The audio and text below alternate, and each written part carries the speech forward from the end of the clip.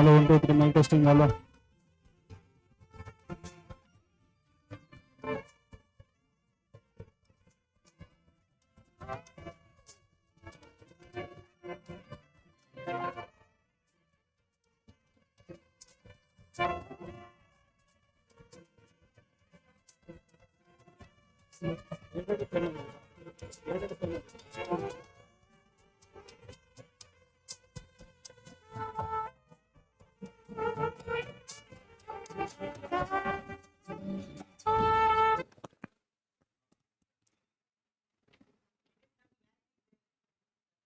अच्छा अच्छा yes now it is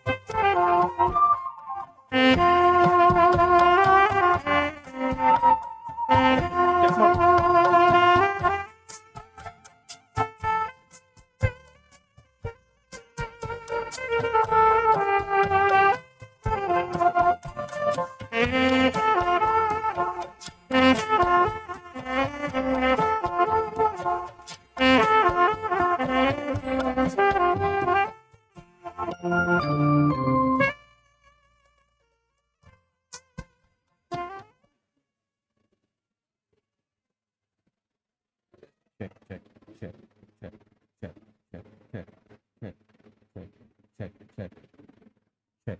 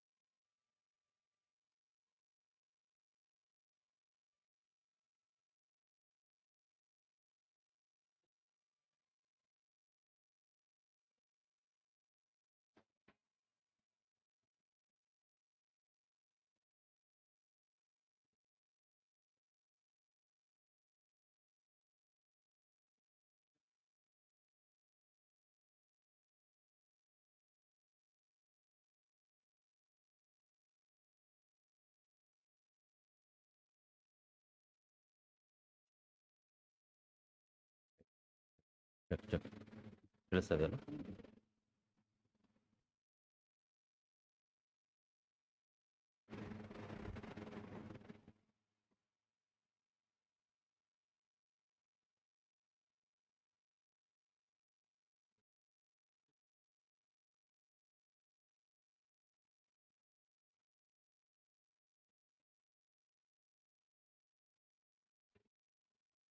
Testing check, check, check, test, check, check.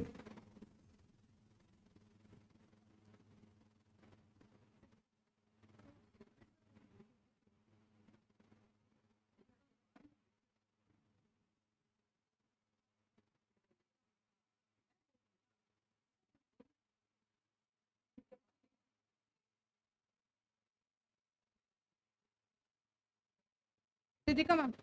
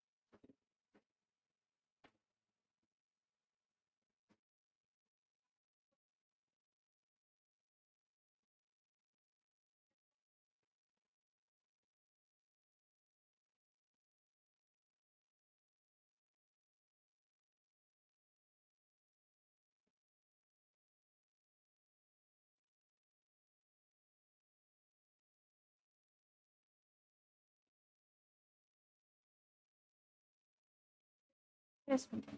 Nazia, ma'am.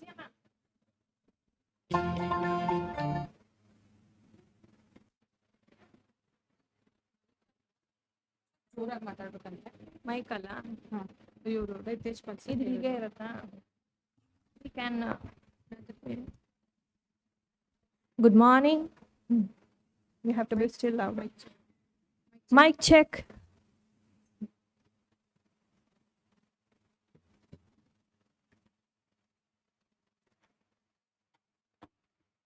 Welcome address madam ಇಲ್ಲೇ ಇಟ್ಟಿರತ್ತೆ ಹೇಳಿದ್ರು. ಇದು ಹಾರೋಗಲ್ವಾ ma'am? ಅಲ್ವಾ ನಮಗೆ ಇಲ್ಲಿ ಪ್ರಾಬ್ಲಮ್.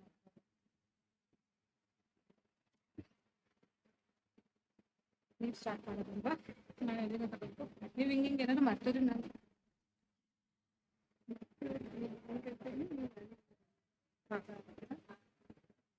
ಎಲ್ಲ ಹಾರೋಗ್ತಾ ಇದೆ. ಹಿಂಗೆ ಕ್ಲಿಪ್ ಹಾಕೊಂಡ್ಬಿಡಿವೆ ನಾನು. ನೀವು ಕಾಂತಲ್ಲ ಹಾಕ್ಬೇಕಾಗಿತ್ತು ಮತ್ತೋಯ್ತು.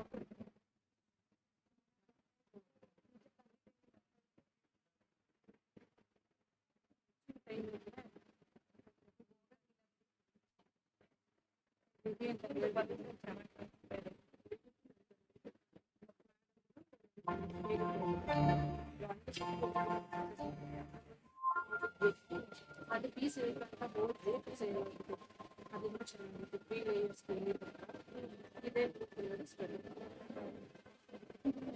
ಇದು ಸ್ಮ್ಯಾಚ್ ಆಗ್ತಿದೆ ಚೆನ್ನಾಗಿ. ನಾವು ಸುಮ್ಮನೆ ಮೇಕಪ್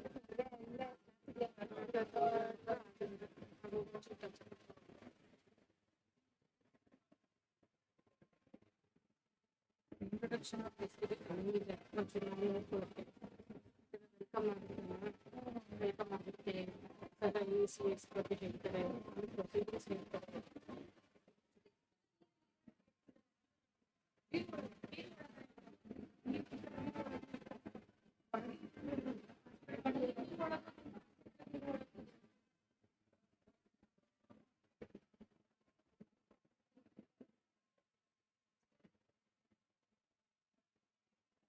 ಇನ್ನೊಂದಿದೆ ನಮಗೆ ಬೇಕಂದ್ರೆ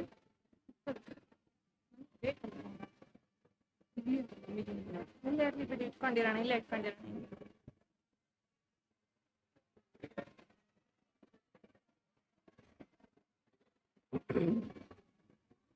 ಜೋರಾಗಿ ಮಾತಾಡ್ಬೇಕಲ್ವಾ? ನಾನು ಮೆಲ್ಲಗೆ ಮಾತಾಡ.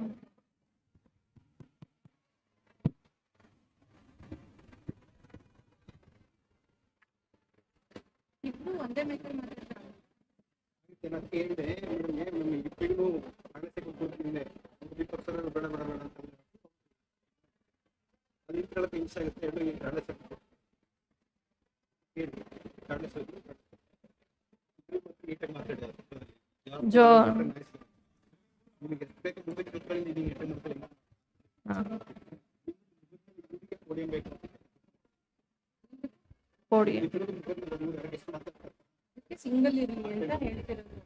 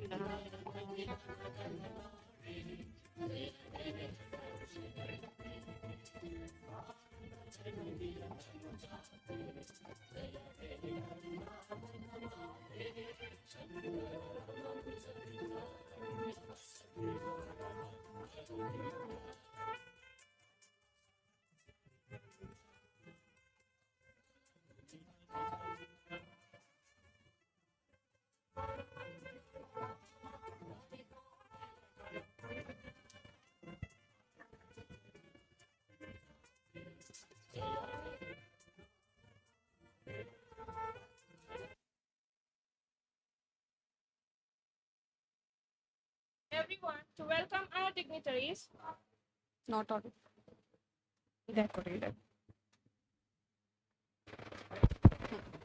I request everyone to welcome our dignitaries with standing ovation and huge round of applause.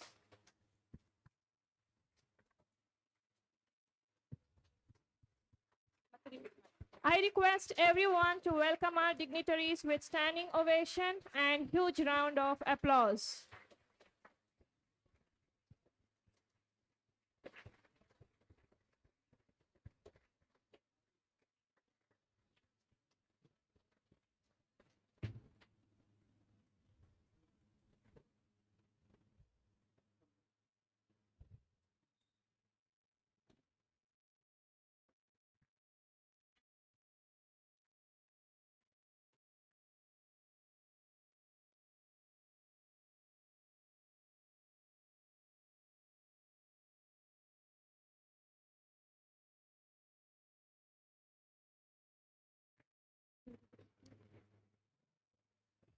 A warm good morning to one and all.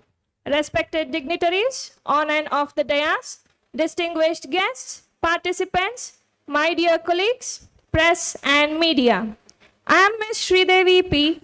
And I, Nazia Farheen HS, Assistant Professor, Department of Electronics and Communication Engineering, feel privileged to be the Mistress of Ceremony for today's inaugural function of IEEE International Conference on Intelligent Algorithms for Computational Intelligence Systems in association with IEEE Bangalore section, organized by the House of Sri M.S. Ramayya's Navkis College of Engineering, Hassan. Hassan is located in southwestern part of Karnataka in India. It is known for its enchanting natural scenic beauty and is called as Poor Man's Ooty. World famous tourist places Beluru, Halebeedu and Shravanbelagula are within 30 kilometers from Hassan. Navkis College of Engineering, Hassan, is an initiative from the House of Sri M.S. Ramayya a pioneer in private education in Karnataka, who established the renowned Ramaya Institute of Technology, Bengaluru, in 1962. Navkis College of Engineering, Hassan, established in 2020, is a state-of-the-art technical institution that provides young professionals with an ideal atmosphere to learn and grow into world-class engineers.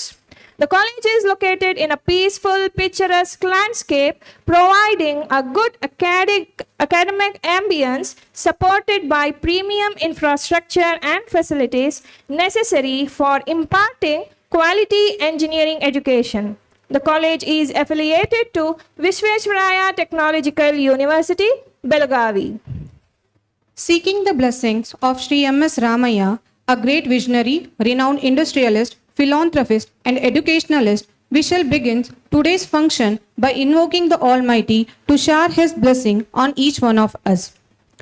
It is mark of our undying tradition to invoke the Almighty at the beginning of an important event. I like to call upon Ms. Panita Didi, 6th semester, Department of Electronics and Communication Engineering, to render the invocation song.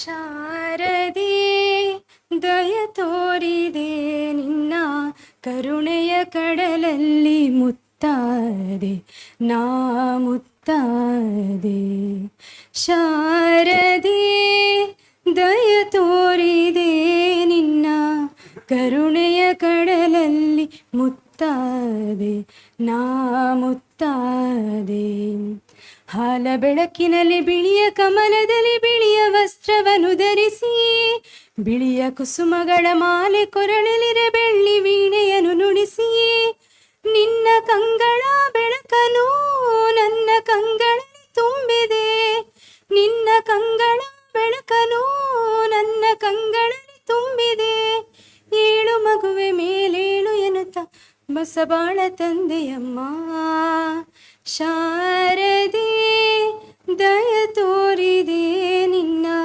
ಕರುಣೆಯ ಕಡಲಲ್ಲಿ ಮುತ್ತಾದೆ ನಾ ಮುತ್ತಾದೆ ಶಾರದೆ ದಯ ತೋರಿದೆ ನಿನ್ನ ಕರುಣೆಯ ಕಡಲಲ್ಲಿ ಮುತ್ತಾದೆ ನಾ ಮುತ್ತಾದೆ. Thank you. Thank you, Panita, for the blissful rendition. Asatoma Sadgamaya, Tamasoma Jyotirgamaya, Mrityorma Amrutangamaya. A ray of light is a ray of hope. Let's all leave the darkness and step towards the bright path. Now, we'll have our traditional auspicious lamp lighting ceremony as a tribute to Mother Saraswati, the goddess of knowledge. I request all the dignitaries on the dais to light the lamp and symbolically inaugurate this program. I request the entire gathering to raise for the same. No, sir. We have put Kapura.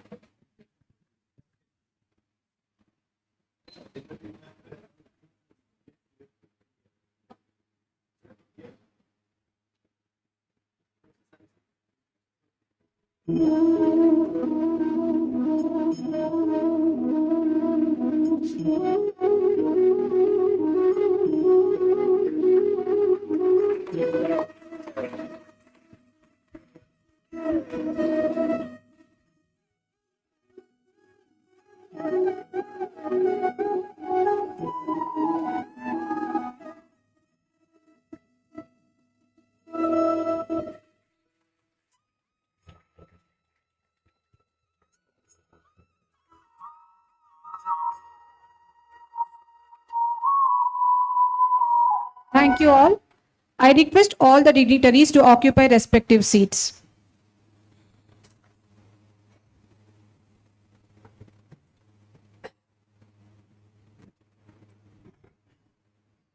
Welcoming is an art and it sprouts from the heart. To express it at this juncture, I would like to call Dr. Babita Jain, Professor and Head, Department of Electronics and Communication Engineering, General Co-Chair, IEEE 2024, to welcome the gathering.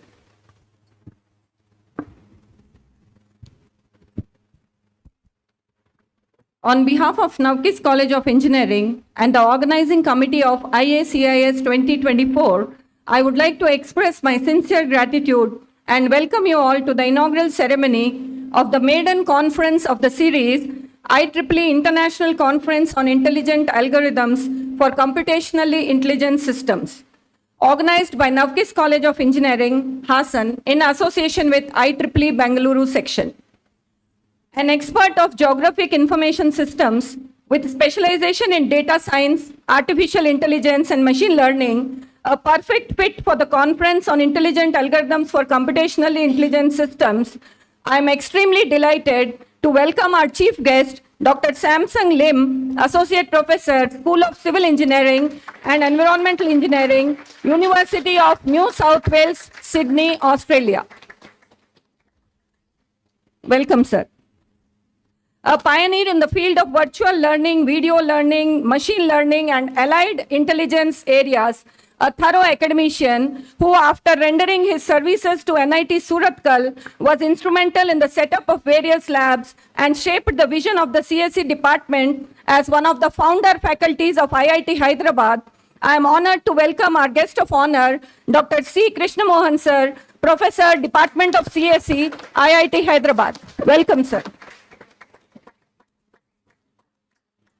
An alumnus of University of Delhi who cherishes over 23 years of experience in industry with a wealth of knowledge and proficiency in various domains ranging from RF systems to cutting-edge realms of 5G modems and artificial intelligence, I request you to join hands with me in welcoming our guest of honor, Mr. Praveen Kumar, Senior Engineering Manager, Intel Corporation, Bengaluru.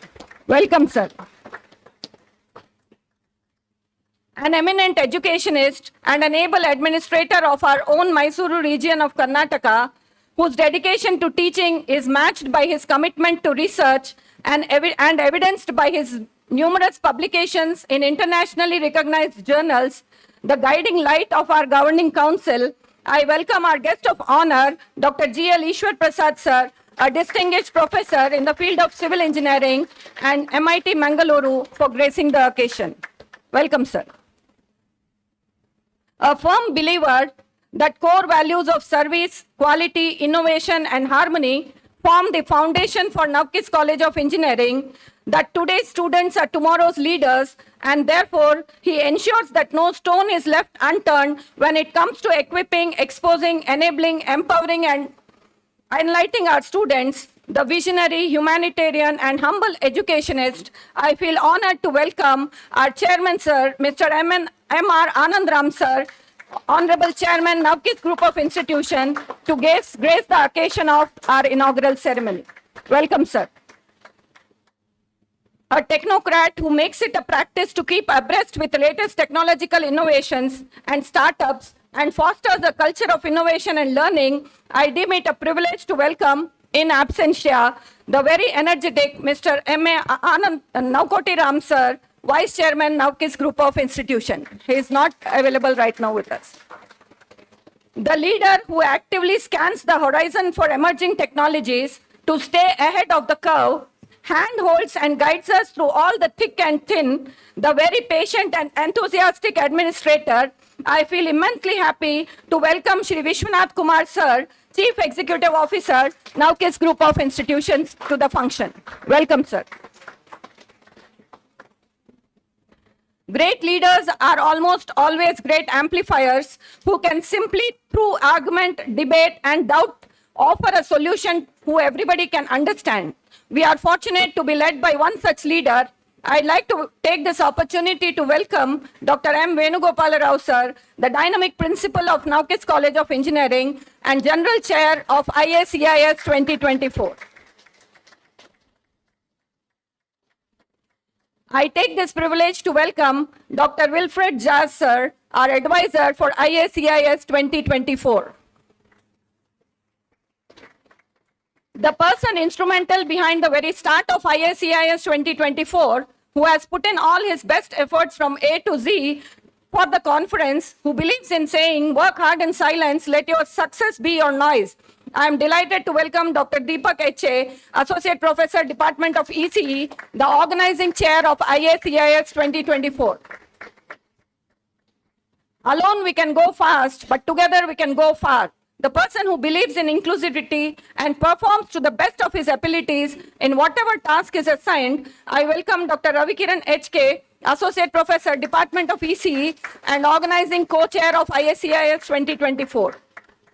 I extend a warm welcome to all the heads of the institutions, special invitees, eminent educationists, session chairs, and industry experts for gracing the occasion of our inaugural ceremony. I welcome the Dean new enrollments, heads of the department, and faculty of other departments to the inaugural function of IACIS 2024. I deem it a privilege to welcome the participants who traveled across hundreds of kilometers to present their research findings and contributions in our conference. I feel very happy to welcome the press and media who obliged our invitation to attend the function. We are all sure you will ensure that the event gets the best coverage and reach among all our stakeholders. I would like to welcome our sponsors, Aditya Systems and team, for today's event. I welcome the faculty, non-teaching staff, student volunteers, and students of ECE and other departments for gracing the function. Lastly, I welcome each and everyone who very humbly accepted our invitation and graced the inaugural function. Although we try our finest to be professional, on behalf of Navkis College of Engineering and Organizing Committee of IACIS 2024, please accept our sincere apologies should there be any inconvenience that occur before, during, or after the event. I wish you a very productive conference with exciting and encouraging discussions and exchange of knowledge so that together we can anticipate a future of groundbreaking knowledge, research, and technology for humanity. Thank you, one and all. Thank you, ma'am, for your earnest welcome address. On this occasion, I extend my warm welcome to Dr. Babita Jain, ma'am, to this event. I welcome you, ma'am.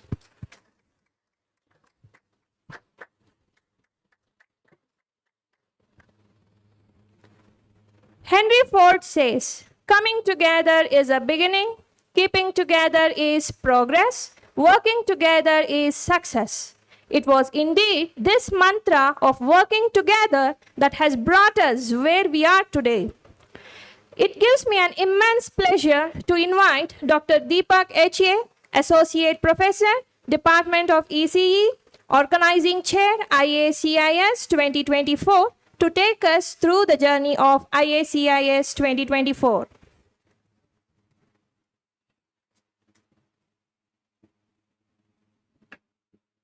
Very good morning to one and all, respected guests on the dais and off the dais, ladies and gentlemen, press and media representatives, and my dear participants. It is indeed a special privilege for Navkis College of Engineering, Hassan, to host the first series of IEEE International Conference on Intelligent Algorithms for Computational Intelligence System, IACIS 2024, in association with IEEE Bangalore section. I feel proud and privileged to share the journey of this conference. Before we begin, I would like to mention that this is the second IEEE conference hosted by Navkis College of Engineering after the prestigious flagship event of IEEE Mysuru subsection MysuruCon during 24th and 25th October 2021. On behalf of NCH, I thank the General Chairs and Execom of Mysuru subsection for igniting the inspiration to organize an IEEE conference, IACIS 2024. Based on the inspiration, the journey of IACIS 2024 started about a year back with a commitment and enthusiasm. IACIS has been designed with a lot of passion and hard work to be truly innovative and creative to match the fast-changing technical world. The conference has attracted around 300 participants across the globe, which includes PG students, research scholars, academicians, and industry persons. The aim of the conference is to offer a platform for researchers and engineers from different backgrounds to present and discuss their latest research ideas, results, and potential application. IACIS 2024 proved to be very popular and received submission all over the globe. To name a few, USA, UK, Malaysia, Indonesia, Philippines, Bangladesh, Iraq, Hong Kong, China, Australia, Italy, and Spain, and also premier institutions like IITs, NITs, and NAL in India. The conference has attracted 1,800 plus scholarly submissions. The conference program committee had a very challenging task of choosing high quality submissions. After the standard IEEE review process and rigorous peer review and recommendation of the TPC, around 260 high quality scholarly submissions were selected for inclusion in the conference proceedings. The final submissions are categorized into specific tracks such as intelligent algorithm, computational intelligence, and sustainable engineering. Totally, there will be an offline session and 19 online sessions. In each track, the best paper will be awarded with certificate. Participation certificate will be issued to all the participants after the conference. For all the sessions, we have invited the domain experts from reputed universities to assess the presentation and give fruitful suggestions to the participants. A conference is a gathering of people who alone can do nothing, but together can decide that nothing can be undone. Finally, we hope that you will find the conference to be a valuable resource in your professional, research, and educational activities, whether you are a student, academician, or a researcher. I deeply extend my heartfelt gratitude to the management of Navkis College of Engineering, to Sri M.R. Anandram Sir, Chairman, Sri Navkoti Ram, Vice Chairman in his absence, Sri Vishwanath Kumar Sir, CEO, Navkis Group of Institution, and our beloved Principal, Dr. M. Venugopala Sir, for providing us with all possible support towards organizing this conference. We look forward to seeing IACIS 2024 to be successful and enjoyable event. Thank you.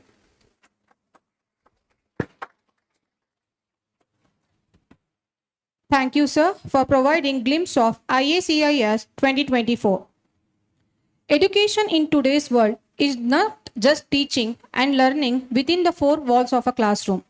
It is creating awareness about latest technologies and understanding the state-of-art research domains.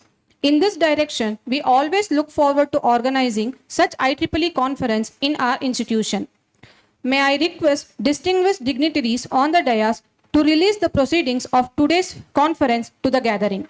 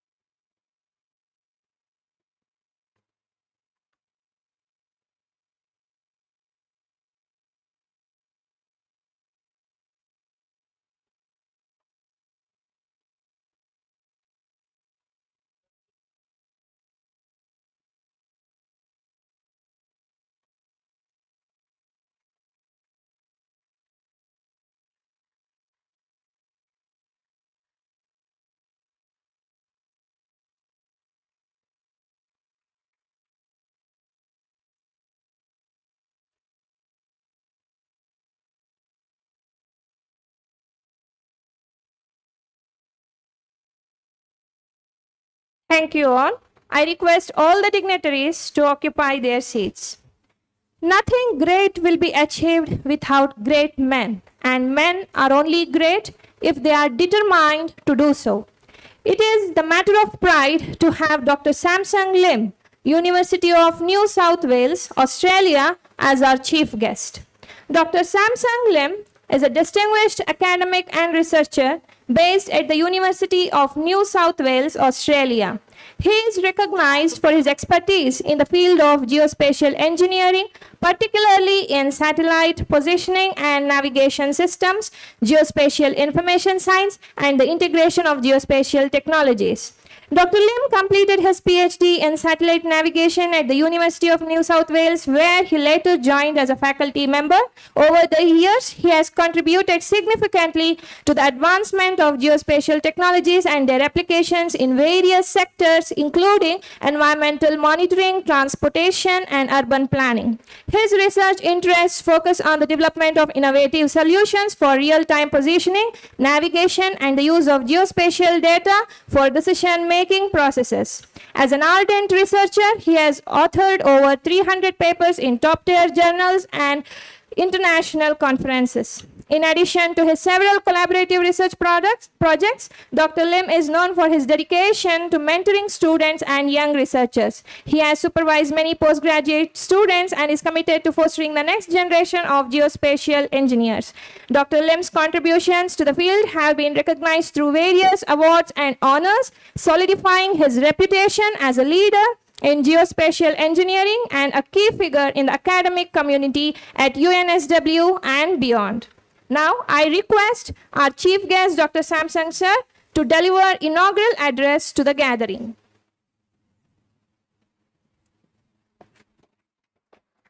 Thank you very much. Good morning, ladies and gentlemen. This is really a good opportunity to express my thanks to everyone. I have my message here. You can read it, but I'll just make it short. And this is my first time in India.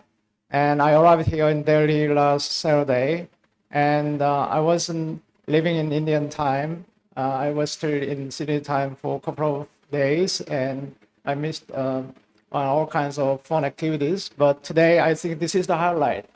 So thank you so much for warm welcoming and your hospitality. Do you need more introduction about myself? First, my name suggests everything, right?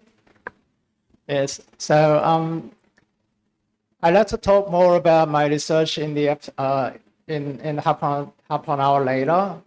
Basically, I'm a mathematician by training. I did my bachelor's degree and master's degree in mathematics, and then PhD in aerospace engineering, and then I'm teaching geographic information systems, one of the computer science engineering projects. But I'm teaching GIS in civil and environmental engineering. So my point is I'm a multidisciplinary person, and I think now in this era, we need cross-faculty collaboration, and I look forward to have collaboration with your university, especially because Indian students are top quality in my view. So I'm very much look forward to collaboration in the next few years. Thank you so much.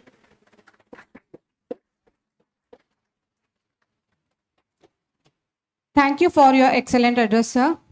Wisdom is not a product of schooling, but of the lifelong attempt to acquire it.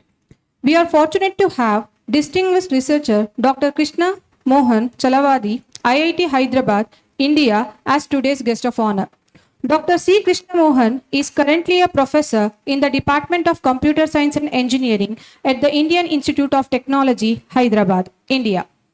He has worked in various positions like Member of Board of Governors, Member of Board of Directors, Dean of Public and Corporate, and HOD in premier engineering institutions. He received his MTech from NITK Surathkal and PhD from the Indian Institute of Technology, Madras. Professor Krishna Mohan heads Visual Learning and Intelligence Lab at IIT Hyderabad, working in the research areas of video content analysis, computer vision, machine learning, and deep learning. He is a recipient of the Excellence in Teaching Award in recognition of distinguished teaching at IIT Hyderabad. He has published more than 100 papers in peer-reviewed international journals and conference proceedings. He has guided several PhD, master's, and undergraduate students. He has successfully carried out several projects with industry, government agencies, and academia. As a passionate researcher, he serves as a reviewer for several reputed international conferences and IEEE journals and is a senior member of IEEE member of ACM, AAI member, life member of ISTE, fellow of IEI, IETE and TAS. In 2023 and 2024, he was awarded with the prestigious Fulbright Nehru International Education Administrators Seminar Fellowship. Now I request our guest of honor, Dr. Krishna Mohan Chalavadi, sir, to address the gathering.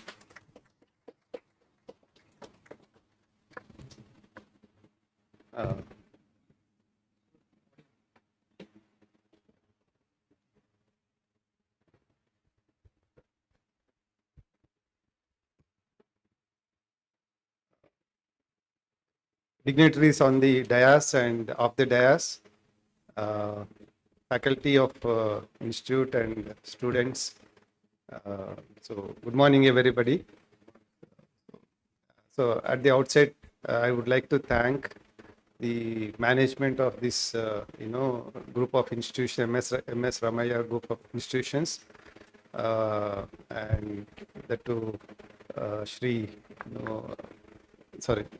Anandram ji, okay, for taking this initiative in conducting this, international conference on intelligent algorithms for computational intelligence.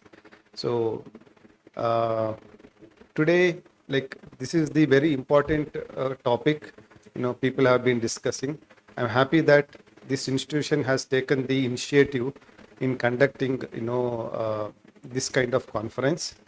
I believe that they have received a large number of papers, and they have to limit for a certain number because of the conference time and so on. So I think I'm expecting. I went through some of the things. So there are some good quality work publications in the in this conference presentations. So I hope this will be very fruitful. Next 2 days you will have very fruitful presentations, discussions, interaction, and so on. And I'm really happy to be here on this for inauguration of this conference and give a keynote. Give a keynote talk. So particularly, I would like to thank the management and Principal Vengopal Rao Garu and other dignitaries. And in particular, the conference is being, all the things is taken care by the Technical Institute for Engineers, led by Mr. Suresh. You can just stand up, Suresh. Just say hello. Yeah. So he has nearly 100 countries, reviewers all over the world, very good researchers who are reviewing these papers. So I'm sure the quality, he always maintains the quality. I know him quite well. So he makes sure that the quality is maintained. He doesn't accept the papers just like that for the sake of publications. So I should congratulate you, and keep doing good work. Okay. So because this is how we, improve our quality of education. Okay. So otherwise, how do you, unless you, participate in discussions, conferences and so on, you are not going to, improve your, new things, what is coming out, new things. Okay. So, and definitely I have my talk followed by this inauguration. I have my talk.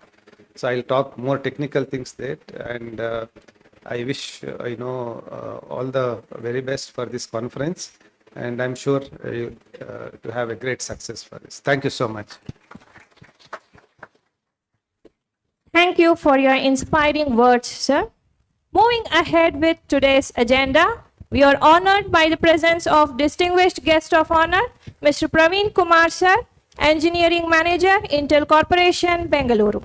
Praveen Kumar is a prominent leader in hardware and product development with over 23 years of experience in the technology and engineering sectors. Currently serving as an engineering manager at Intel Corporation, Praveen sir brings a wealth of expertise in guiding high-performance teams and spearheading innovative hardware solutions. His career is marked by a robust background in electronics, antenna systems, and advanced product development. Praveen Kumar sir has rendered his valuable service at renowned organizations. His tenure at these companies were characterized by his leadership in developing cutting-edge technologies, base station antennas and RF systems, as well as his role in driving product development from concept to market.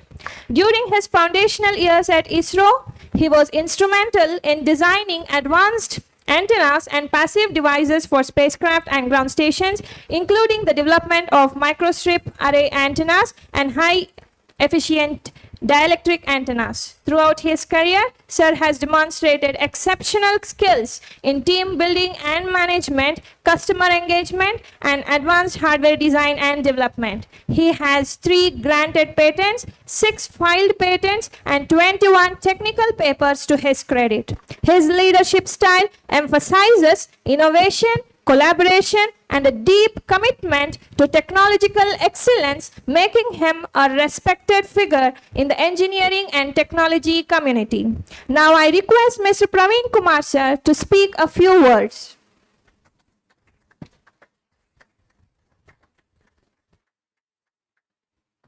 Good morning, everyone.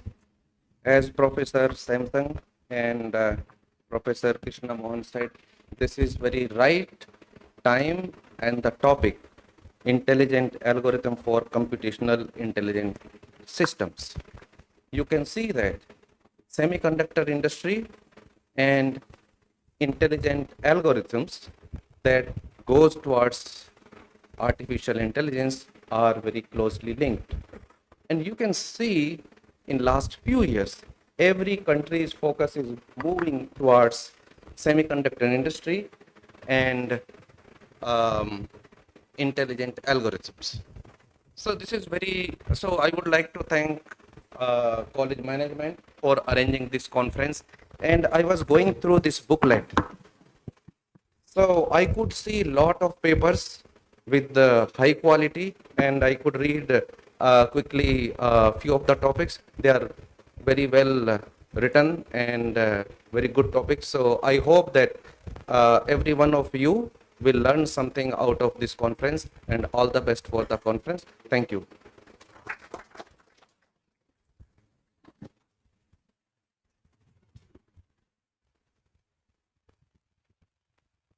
Thank you for your motivational words, sir. Success is a vehicle which moves on the wheel called hard work, but the journey is impossible without fuel called self-confidence. It is my great pleasure to introduce Dr. G.L. Ishwara Prasad, sir, Director at MITE Bangalore. Dr. Prasad brings with him a wealth of experience that spans over 38 years. Dr. Prasad holds a bachelor's degree in civil engineering and further advanced his expertise at the master's and PhD in structural engineering.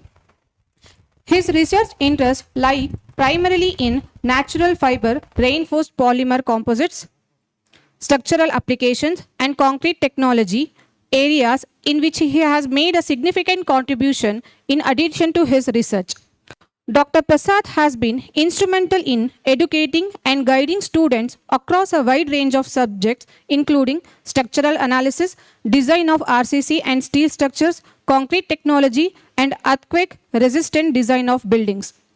A dedicated teacher with unwavering commitment to research, is an active member of several professional organizations, including the Indian Society of Technical Education, the Indian Concrete Institute, and the Institution of Engineers. His involvement in these organizations keeps him at the cutting edge of developments in this field. Now, I request Dr. G.L. Ishwara Prasad, sir, to address the gathering.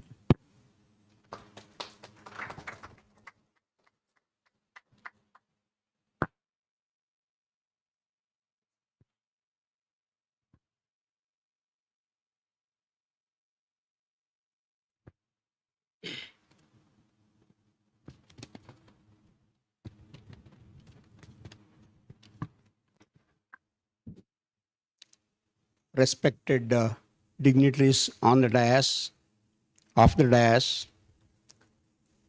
the faculty members, staff, primarily the students and the conference attendees. Good morning to all of you. I've been very much honored to be in this conference with all of you in this program today.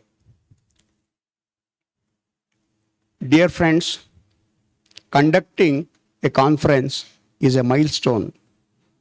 In our days, in our student days, it was a dream seeing such a conference in our campuses. Whereas the present day, you are all so lucky that you are getting such good opportunities near your doorstep. And furthermore, in addition to that is, getting an IEEE conference is still not easy. It is there near you and it is your best efforts. You must make the best use of it. And the conferences will really ensure many intangible benefits to the students and faculty and also to the attendees. And we all know that innovation is a continuous process which gives immense satisfaction to all those who are involved with it. After taking the huge benefit of getting the knowledge from the ocean, it is the prime responsibility of every individual to just transfer it back, at least as a droplet for the generation to come. And in the conference, as I mentioned to you, it's a great opportunity. So you can see the combination of the industry experts and his friends, and you will see vast areas of subjects wherein you will get a very good opportunity to learn more, and you will have a bright opportunity to see the good and what are to be corrected. The good means the excellent topics and also the excellent way of presentation. And what are to be corrected is, see, definitely there will be some errors here and there. We can look at it and that will be a lesson of life. And that way we can definitely do it. This is what as Almighty has showered on me, and I could really get a continuous touch with. Otherwise, starting from a small level, we cannot reach very good positions. To reach good positions, you need to have very good dedication, very good discipline, so that automatically the opportunities will be in front of you. Just to know, as a sample of the advantage of technological developments, every individual, every common man has also experienced the excellent support of the development of technology during the day of COVID-19. How it has supported every individual all around the globe. And that is the strength of development with which every one of us must participate and get the benefit out of that. And dear friends, as I already mentioned, it is, you are all very specifically on a very good location where you are getting such good opportunity of attending such conferences. This already, I am seeing the second conference after the umbrella of Ramaya umbrella of institutions. They have taken it over. They are supporting it. It is not an easy task. It's really a great effort from the institution. Dear friends, unless we have dedication and discipline, we cannot rise up. I wanted to give you a small example. There was, I have plenty of examples. I used to carefully see them. One small example I wanted to give because of time limitation. A qualified, knowledgeable person was working in BEML, thought he was having some extra energy to learn something, and he was closely associated with the great economist of our country, Professor K. Venkatagiri Gowda. He did his MA in economics. Being a mechanical engineer, can you dream MA in economics? And with his association, he also did his PhD in economics. And I was not knowing this person. Once I had an accidental chance to meet him. Through one of my friend. When I went to see him, I saw his board with a series of degrees. I was shocked to see. I asked him, He's BE Mechanical. How come he is professor and head of computer science and engineering? And our professor was also mentioning the present day is not a day of a specific discipline. It is highly interdisciplinary. He is from mechanical engineering and doctorate in economics. And he was very interested in going for computer science. And he jumped into computer science of Indian Institute of Science, the premier institute of the country. He could get his post-graduation. Once he got the post-graduation, he changed over his job and he wanted to become an academician. And when he joined as an academician, immediately he joined IIT Madras for PhD in computer science. And my friend saw a date which was very much ahead of the date present. He asked his friend, this particular person, what is this date indicating? He said, that is the date on which I am going to submit my PhD thesis. It's a dream. Generally, PhD thesis, nobody knows. It may take 2 years, it may take 15 years. And some people will come back without doing it. But he said, yes, I will do it on that date. That is what called dedication and discipline. Everyone, if they are highly motivated, they can do it. And moving further, he was known as one of the best in the field of academics. And later on, he became vice chancellor also. Why I am giving this example, it is, he is from a small remote village, son of an agriculturist. His father was not a very high profile man and nothing, but his dedication and discipline brought him to a very good level. Dear friends, please make it as your own goal to achieve. Life is what we make it. And with this, I really feel very happy that the institution has given you good opportunity, making the best. The advantage of that is in the hands of the faculty and the students. So here in the conference, the presenters have come from different organizations. I wish you all excellent deliberations during the conference and make it an effective one.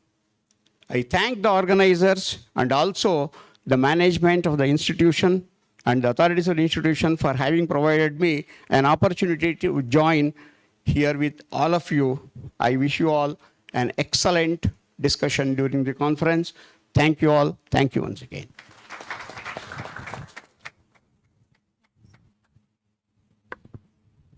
Thank you for your insightful words, sir. Navkis College of Engineering is associated with academicians across the globe. Dr. Rocio Perez de Prado, due to her unavoidable schedule, has conveyed her best wishes through a video message. Dr. Miguel Garcia Torres, Pablo de Olavide University, Spain, owing to his unavoidable schedule, has sent his greetings through a video message. Let's take a look.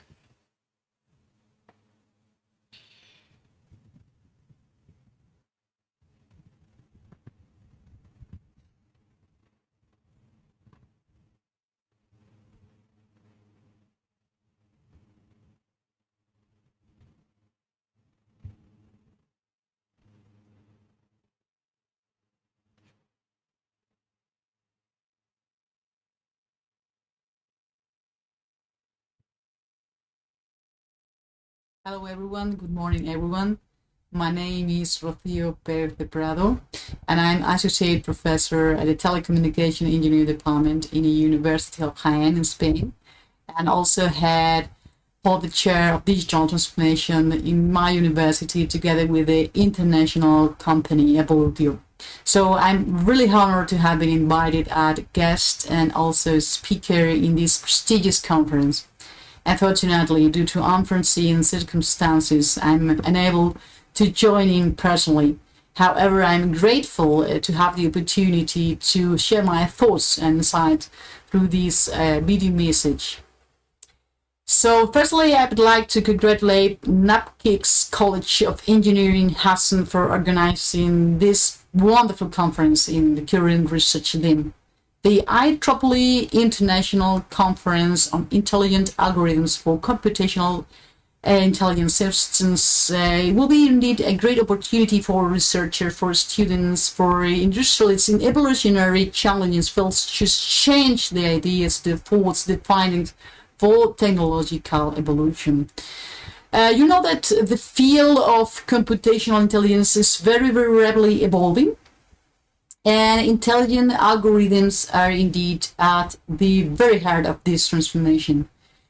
They have indeed the power to revolutionize industries, to improve decision-making processes, and to solve very complex problems that not very long ago we thought to be impossible and achievable. So by focusing on these advancements in these algorithms, we are not only pushing technology as itself, not only what we're focusing on what technology can achieve, but we are addressing very important real-world challenges in important areas such as healthcare, finance, transportation, and beyond. So as you participate in this conference, I would urge you to think how your work can have a tangible impact and a betterment of society, which at the end, it's the most important goal. So although I can be there with you physically today, I'm very much present in spirit, and I congratulate the participants for contributing for this conference. And once again, I would like to wish the organizers, and especially those in Navkis College of Engineering, for the wonderful efforts and for giving this great platform for budding engineers and for the specialists. So thank you very much for your understanding and for giving me this platform to connect with all of you. I really look forward to meeting you personally in the upcoming series. So thank you very much and have a wonderful conference time. See you soon. Thank you for your best wishes, ma'am.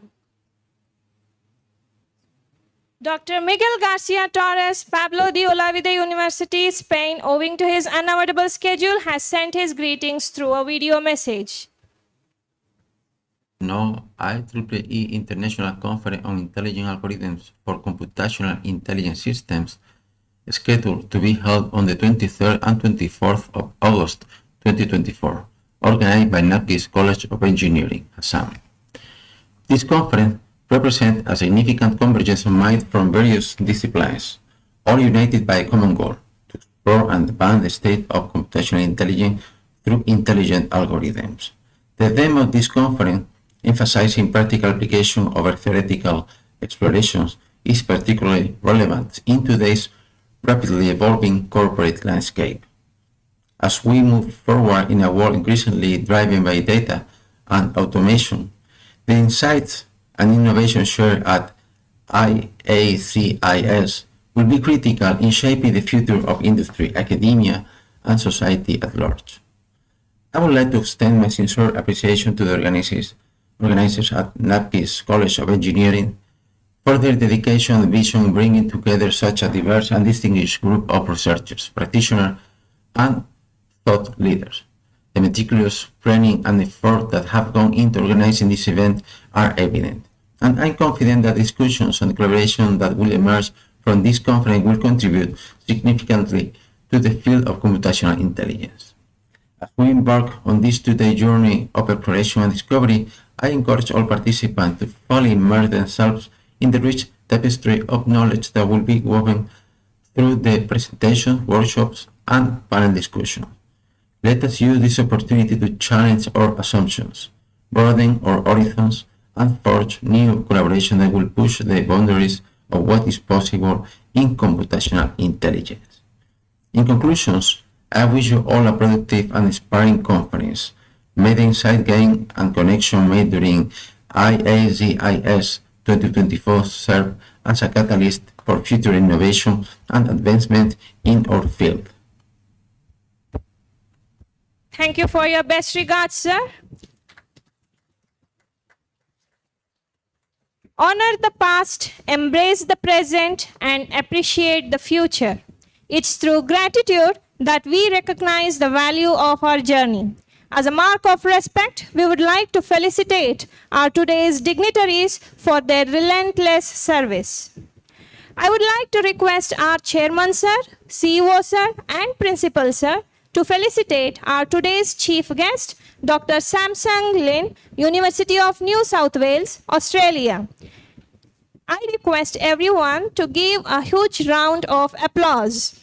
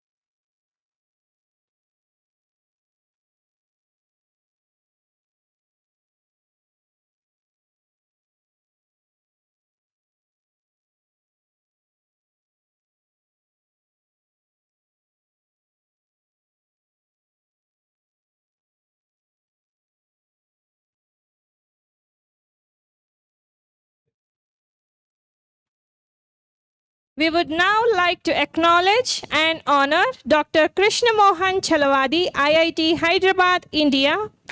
I kindly request everyone to offer a hearty round of applause.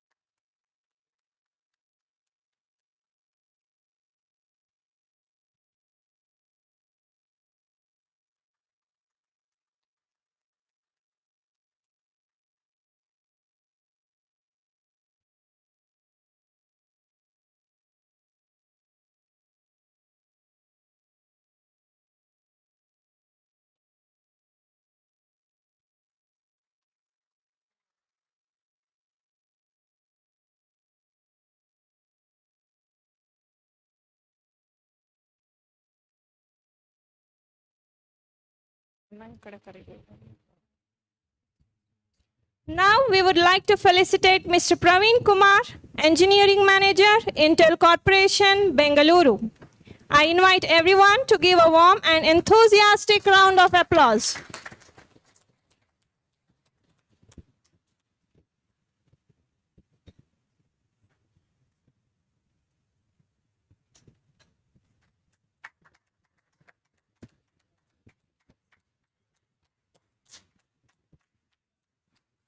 I request everyone for an enthusiastic round of applause.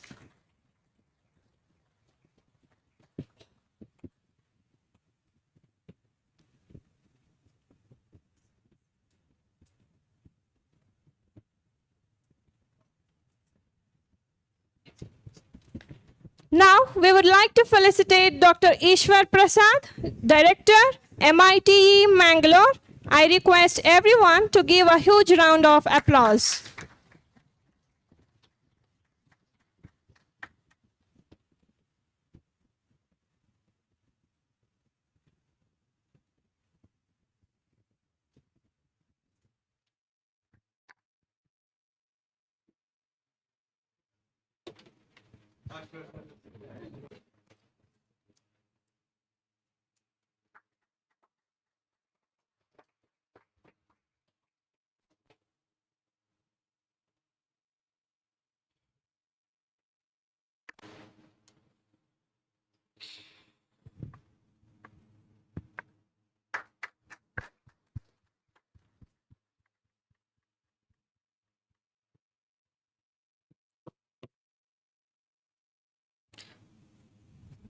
Thank you, everyone. I request all the dignitaries to occupy respective seats.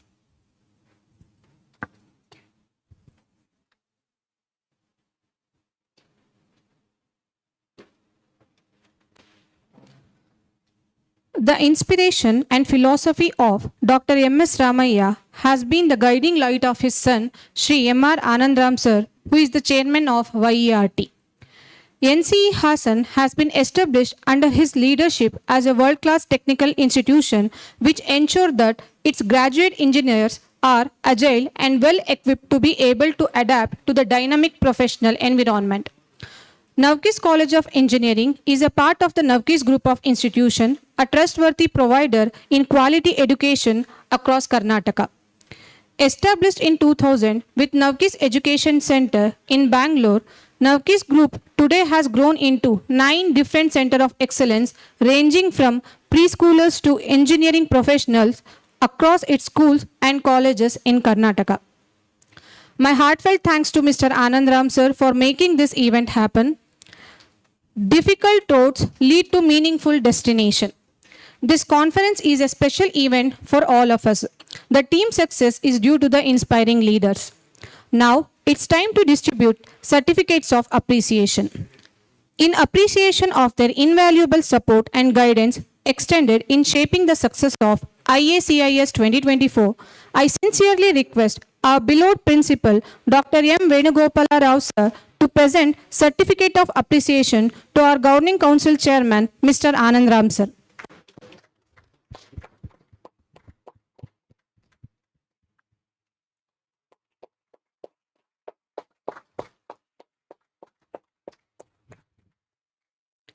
Thank you, sir. I request our beloved principal, sir, to present certificate of appreciation, Shri Vishwanath Kumar, sir, CEO, Navkis Group of Institution.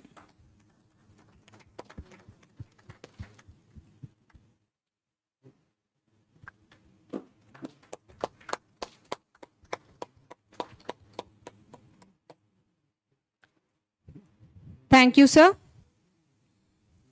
I request our Honorable Chairman, Shri Anand Ram sir, to present certificate of appreciation to our Principal, Dr. M. Venugopala Rao sir, General Chair, IACIS 2024.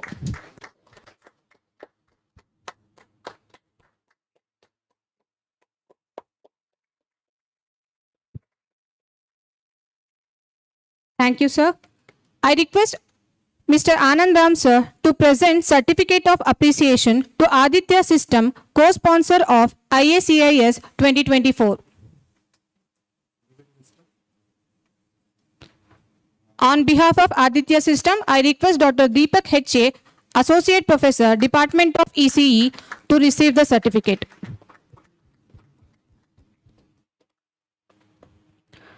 Thank you, sir. I request Shri Vishwanath Kumar sir to present certificate of appreciation to Dr. Babita Jain, Professor and Head, Department of ECE, General Co-Chair, IACIS 2024.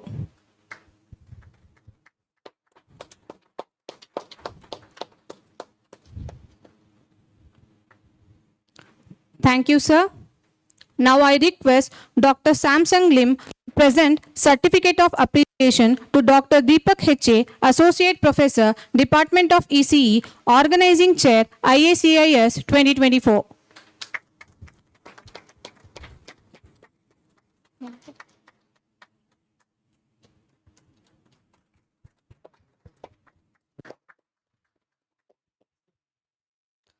Thank you, sir. No, sir. No, next one, sir. Okay. I request Dr. Samsung Lim to present certificate of appreciation to Dr. Ravikiran HK, Associate Professor, Department of ECE, Organizing Co-Chair, IACIS 2024. Thank you, sir. The organizing team has put in lot of efforts and passion for the success of the conference. I request our guest of honor, Mr. Praveen Kumar, present certificate of appreciation to Dr. Wilfred John Vaz, Professor, and Mr. Yogesh G.H., Assistant Professor, Department of ECE.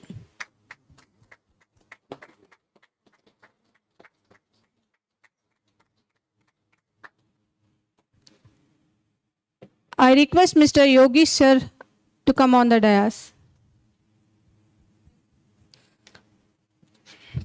Thank you, sir. I request guest of honor Dr. G.L. Ishwar Prasad present certificate of appreciation to Ms.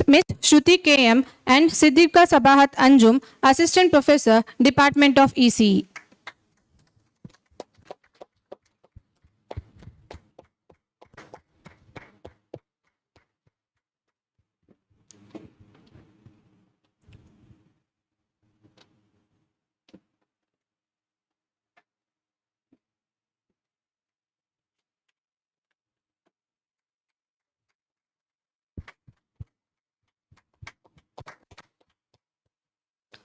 Thank you, sir.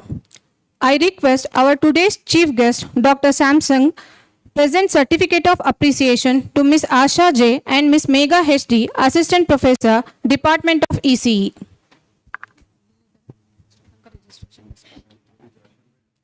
She is in the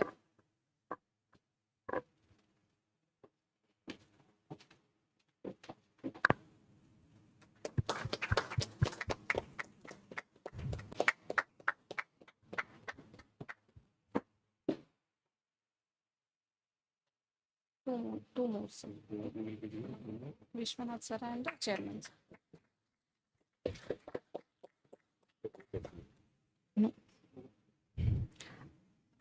Thank you, sir.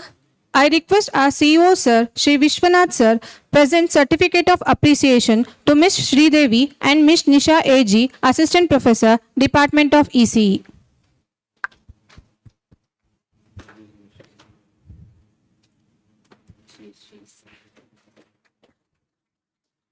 I request for a huge round of applause.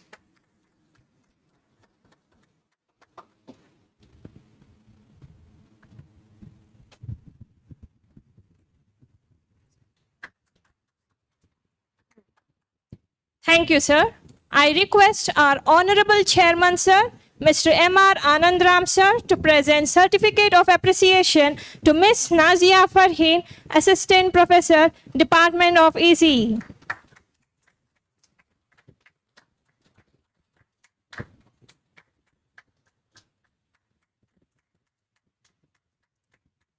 Thank you, sir. The fragrance of flowers spread only in the direction of wind, but goodness of a person spreads in all directions.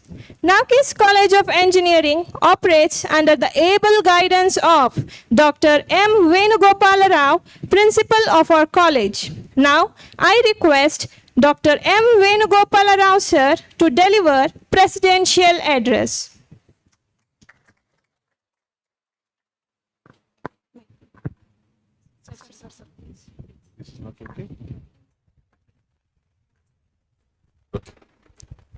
Good morning, everybody. So, distinguished guests, esteemed colleagues, and innovators, it is my great honor to welcome you all to this groundbreaking event, the 2024 Conference on Intelligent Algorithms for Computational Intelligence Systems. Today, we gather not just to celebrate the incredible advancements we have made, but to chart the course for the future of intelligence, innovation, and technology. In the past few decades, our world has undergone a profound transformation. What was once the domain of science fiction is now an integral part of our daily lives. From the algorithms that recommend our next favorite song to those that guide autonomous vehicles on our roads, computational intelligence has evolved at an unprecedented pace. But as we stand on the cusp of new era, we must ask ourselves, how can we harness these intelligent algorithms to build a future that's not only smarter but also fairer, more inclusive and sustainable? This is the challenge before us, and it's why this conference is so critical. The development of intelligent algorithms for computational intelligence systems represents the next frontier in technology. These algorithms will empower machines to learn, adapt, and even anticipate human needs in ways we can scarcely imagine today. They will revolutionize industries, from healthcare to finance, from education to transformation. They will make our cities smarter our homes safer, and our work more efficient. However, with greater power comes greater responsibility. As we push the boundaries of what is possible, we must remain vigilant about the ethical implications of our work. The algorithms we create must be transparent, accountable, and aligned with the values we hold dear as a society. It is our duty to ensure that those powerful tools are used to uplift humanity, not to divide it. This conference brings together some of the brightest minds in the field, researchers, practitioners, policymakers, and industry leaders. Over the next 2 days, you will engage in discussions that will shape the future of our world. You will explore the latest advancements, share insights, and forge collaborations that will drive innovation forward. But beyond the technical discussions, I urge you to consider the broader impact of your work. How can we ensure that these technologies benefit everyone, not just the privileged few? How can we create systems that are not only intelligent, but also just and equitable? These are the questions that will define the legacy of our work. As we embark on this journey together, I am filled with hope and optimism. The work you do here at ICASC 2024 will pave the way for a brighter future, a future where technology serves humanity in ways that are more profound than ever before. Thank you for your dedication. We could see the number of the papers and the quality papers that are actually being scrutinized. And thanks for your passion and your commitment to advancing the field of computational intelligence. I wish you all a productive and inspiring conference. Together, let us build a future where intelligent algorithms are a force for good, where they empower people, and where they create a world that is not just smarter, but also more compassionate. Thank you, all of you.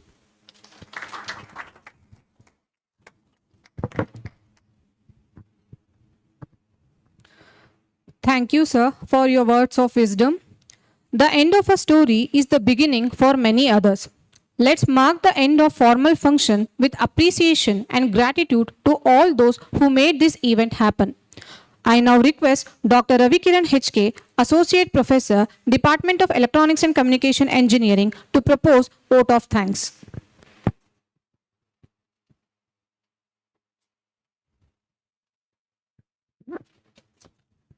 Good morning to you all, respected dignitaries on the dais and off the dais. It's my privilege to propose the vote of thanks on this occasion.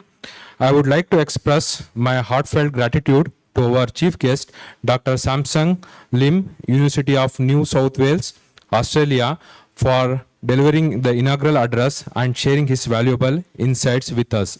Thank you, sir. I sincerely thank our guest of honor, Dr. C. Krishna Mohansa, IIT Hyderabad, for gracing the occasion and delivering his enlightened speech despite his busy schedule. We are deeply grateful that you have accepted our invitation to be guest of honor and keynote speaker for today's event. Thank you, sir.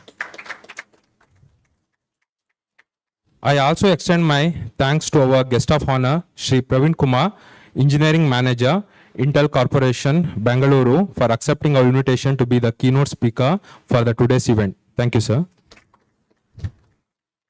Additionally, I extend my thanks to our guest of honor, Dr. G.L. Ishwara Prasad, Director, MIT Mangalore, for his presence, which added immense value to our event. Thank you, sir. I also thank Professor Vinay Aramugam, University of Technology, Mauritius, for accepting our invitation to be the keynote speaker for the Day 2 event. I also thank Mr. Sonial Sobeda, Founder, CEO, Penetration Tester and Cryptography Architect, Soviet Cybersecurity, Netherlands, for accepting our invitation to be the keynote speaker for the Day 2 event. I present my heartfelt thanks to Shri M.R. Anandram Sir, Chairman, Navkis College of Engineering, Hassan, for his constant support and motivation to make this special event happen. Thank you, sir. I also sincerely thank, in absentia, our Vice Chairman, Shri M.A. Naukoti Ram Sir, for supporting us for organizing this conference. Thank you, sir. I extend my sincere thanks to Sri Vishwanath Kumar, CEO, Navkis Group of Institute, who always been very supportive in every manner for organizing this conference. Thank you, sir. I am deeply grateful to our principal, Dr. M. Venugopal Rao, for his support, guidance, and continuous encouragement in organizing this event, which has been instrumental in ensuring its success. Thank you, sir. I would also like to extend my sincere thanks to Dr. M. Babita Jain, Head of the Department, Electronics and Communication Engineering, who has been a main motivator and driving force behind this event. Thank you, madam. I am thankful to all the internal and external session chairs for their valuable contributions and support in making this event a success. I express my gratitude to all the reviewers for their support in the challenging task of reviewing and selecting the paper. I am thankful to all our distinguished guests, invitees, press and media person for being with us. Thank you. I am thankful to the Dean, HOD of various departments, manager, administration, and faculties for gracing the occasion with their presence. I am thankful to our sponsor, Aditya Systems and Service, Bangalore. I sincerely thank all the authors, co-authors, research scholars for their support and cooperation. Finally, I extend my sincere gratitude to members of various committees, student coordinators, and faculty members who have supported us in organizing IEEE 2024. Thank you, one and all.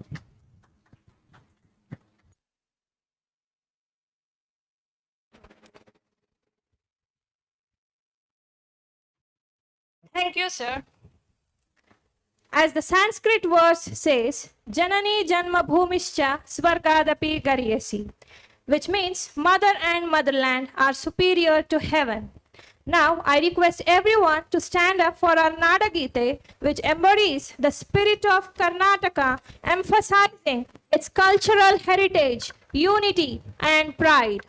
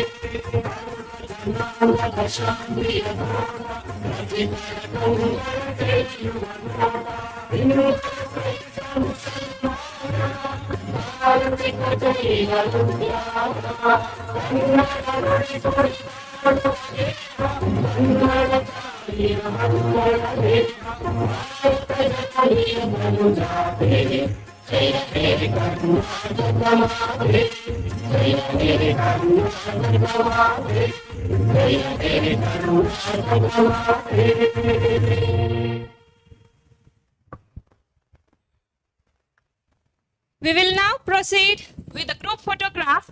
I request all dignitaries, head of all departments, and external guests to join for group photo on the dais. I request all dignitaries, head of all departments, and external guests to join for group photo on the dais.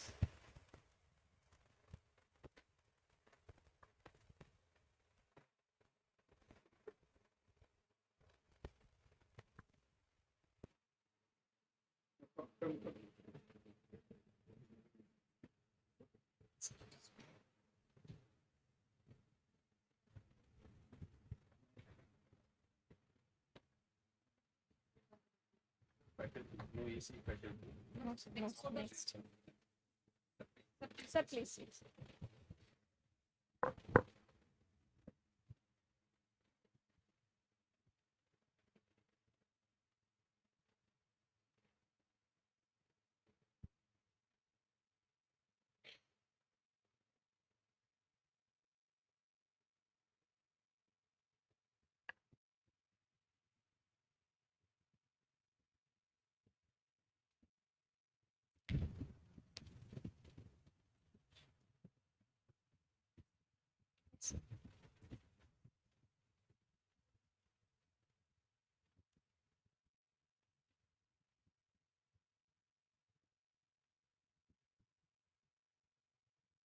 Thank you all.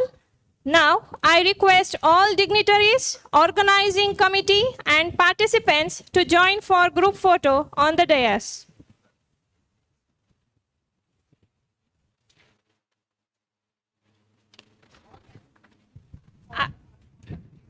All faculty of all departments are requested on the dais.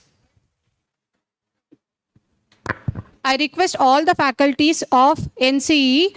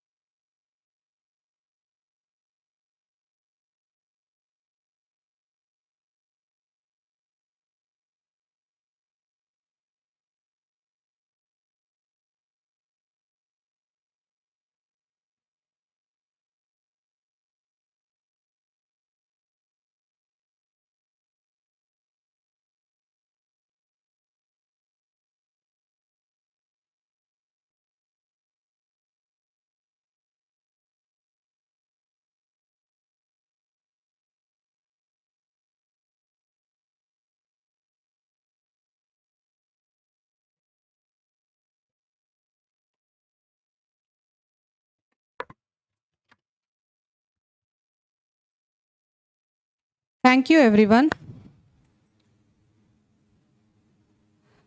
I now request all the dignitaries on the dais to take their seats in front to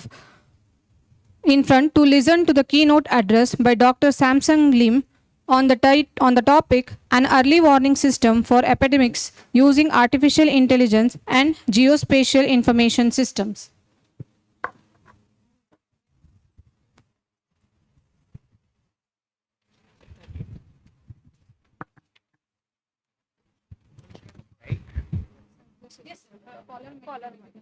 Later. Here, we'll provide. Sir, caller.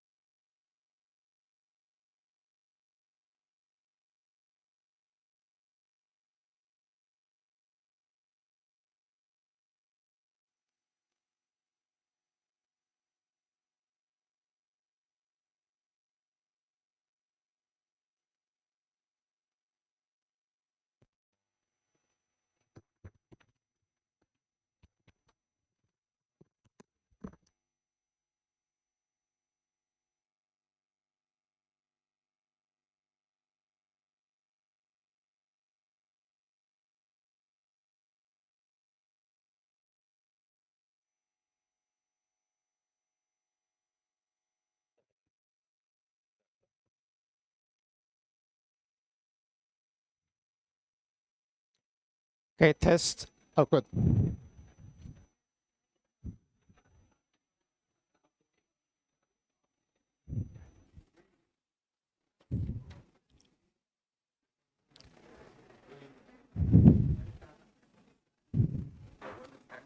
Yes.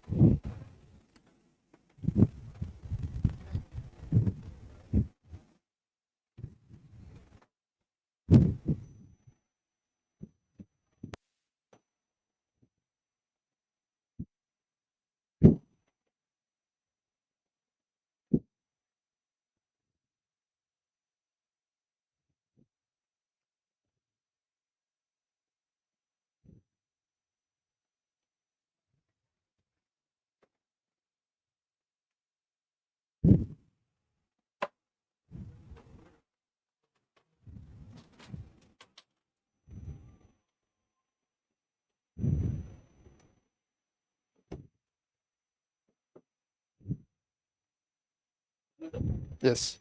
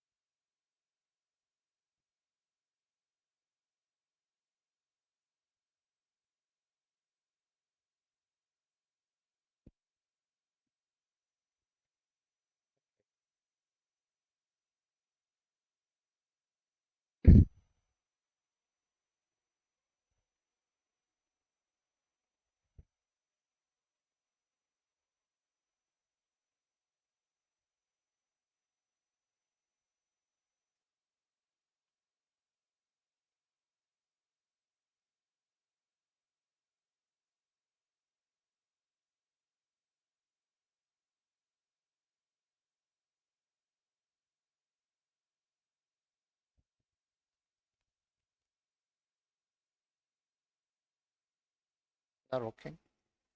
Uh,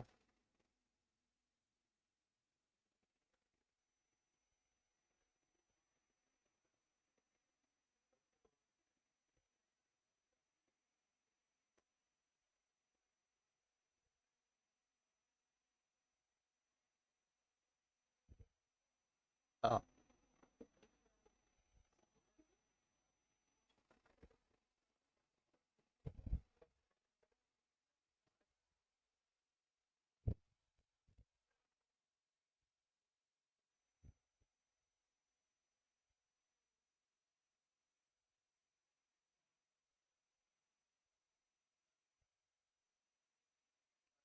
can I start?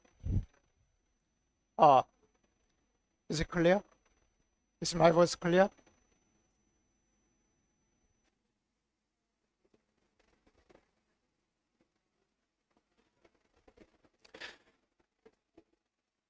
Okay. Good morning, ladies and gentlemen. And again, I feel very honored to be here and present my work to you guys. I want to talk about some fantastic work on early warning system of epidemics. I use artificial intelligence and geographic information systems to understand what is going on at the global scale in the area of infectious diseases.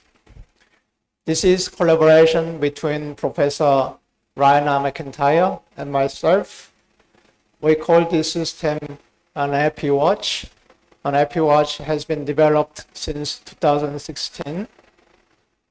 And we were able to identify so many outbreaks since then, including COVID. So,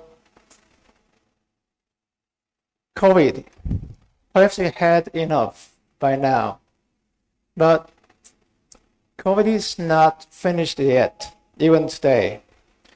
And probably there's another COVID in next year or 2 years of time. Nobody knows. Nobody knows when, nobody knows what.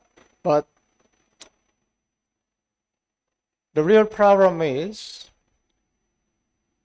when something happens out there, then the health authorities, the WHO, they look at those problems very late stage. So they are able to declare this is COVID because of the reports delivered by the medical doctors and then government personnel. But by that time, the outbreak is already happening around the world at global scale. So what we can do about it? Well, if we monitor the open source data, the web documents, news articles, Google Alerts, Google News, tweets, Facebook postings, and YouTube Shorts, and so on, then we can actually understand what is going on. So we would like to provide very early signals from the first stage, even though there may be some false alarms. It can happen, but this is very useful for the health authorities to prepare enough time. So Happy Watch is Australian-made system. It is a product as a result of cross-faculty collaborations between medicine and engineering. We use full language capability, local language property. Happy Watch understands 45 languages, including 12 Indian dialects. And we use AI to detect early signals of any outbreaks over the world. So the signal the disease, symptoms, syndromes, and locations, and dates, and case numbers reported in the news article. And we use, we have 30 epidemiologists to verify and curate these signals. So I believe our Happy Watch system is world best. By the way, there are 3 kinds of warning systems around the world. The other 2 do not have human intervention. They just rely on AI. I know AI is doing good, but you can't trust 100% on AI. So the human intervention here is very critical to have a very accurate data points. And once we have data points, we use geospatial technologies to identify which is hotspots and how this hotspots is spreading and what is going to be next hotspot. Our system is available on the web as a public website. You can have a look, but there's a limitation. You can get only past 7-day data.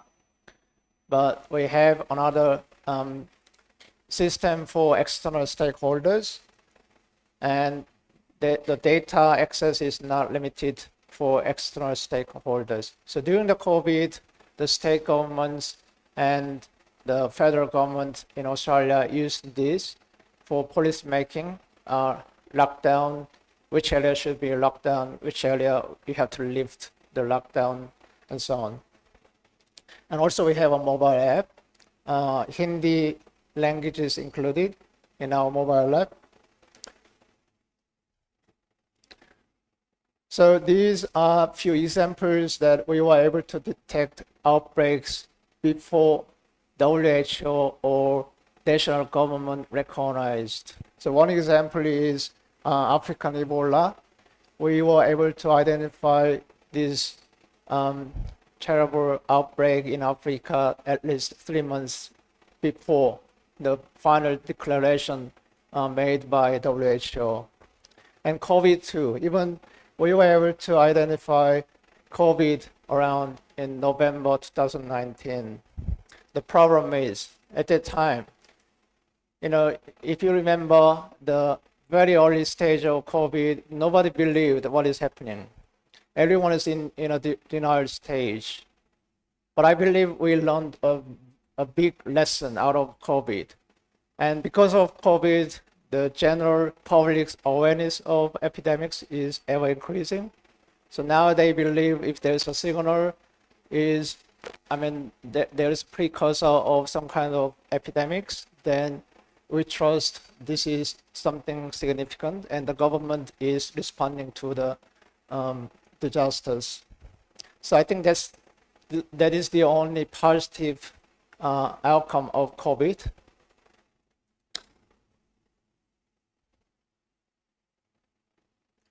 So let me talk more about COVID. COVID initially was understood as a pneumonia with unknown cause. So there are pneumonia patients, but people, even medical doctors, didn't know what is happening because there's no cause of that.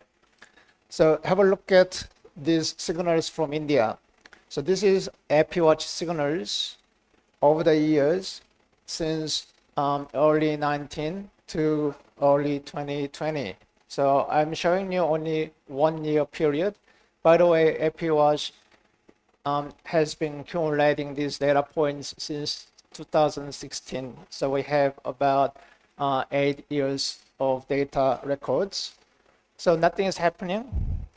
There's no activities in January 2020, which is kind of start of the outbreak.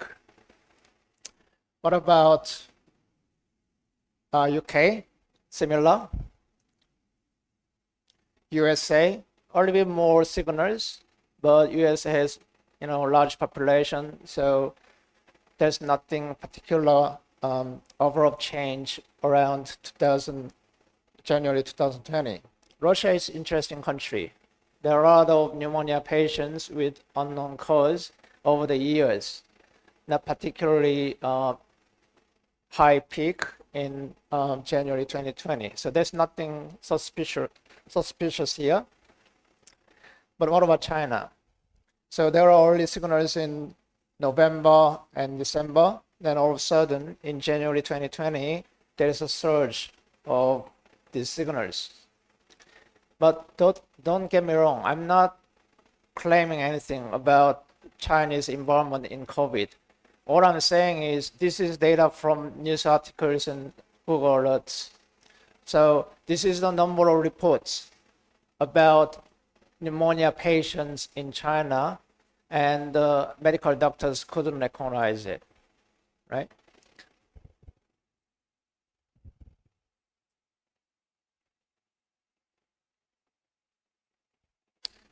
Another example of AppWatch. So this is the signals during the war between Russia and Ukraine. And we observed so many symptoms and syndromes related to radiological events.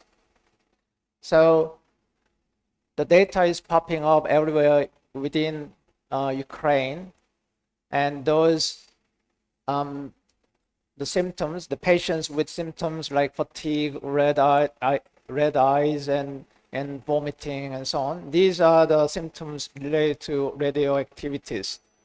But again, I'm not suggesting there is a radioactive attack or something. All I'm saying is, all of a sudden, when compared to compare Ukraine cases against the neighboring countries' cases, Ukraine cases stand out. There's a certain surge of these cases, right? So it's up to you how to interpret the results of Apple Watch. And this is my personal contribution during the COVID. So during the COVID, on a daily basis, all national governments published the number of patients. But of course, the government has very granular geographic information of patients because they collect the patients' home addresses. So you have very accurate data points. But it is unfortunately private information, and the researchers like me cannot have access to that information. And it is not ethical to have that kind of information as a researcher. So obviously, I'm not allowed, nobody is allowed to have access to that kind of geography information.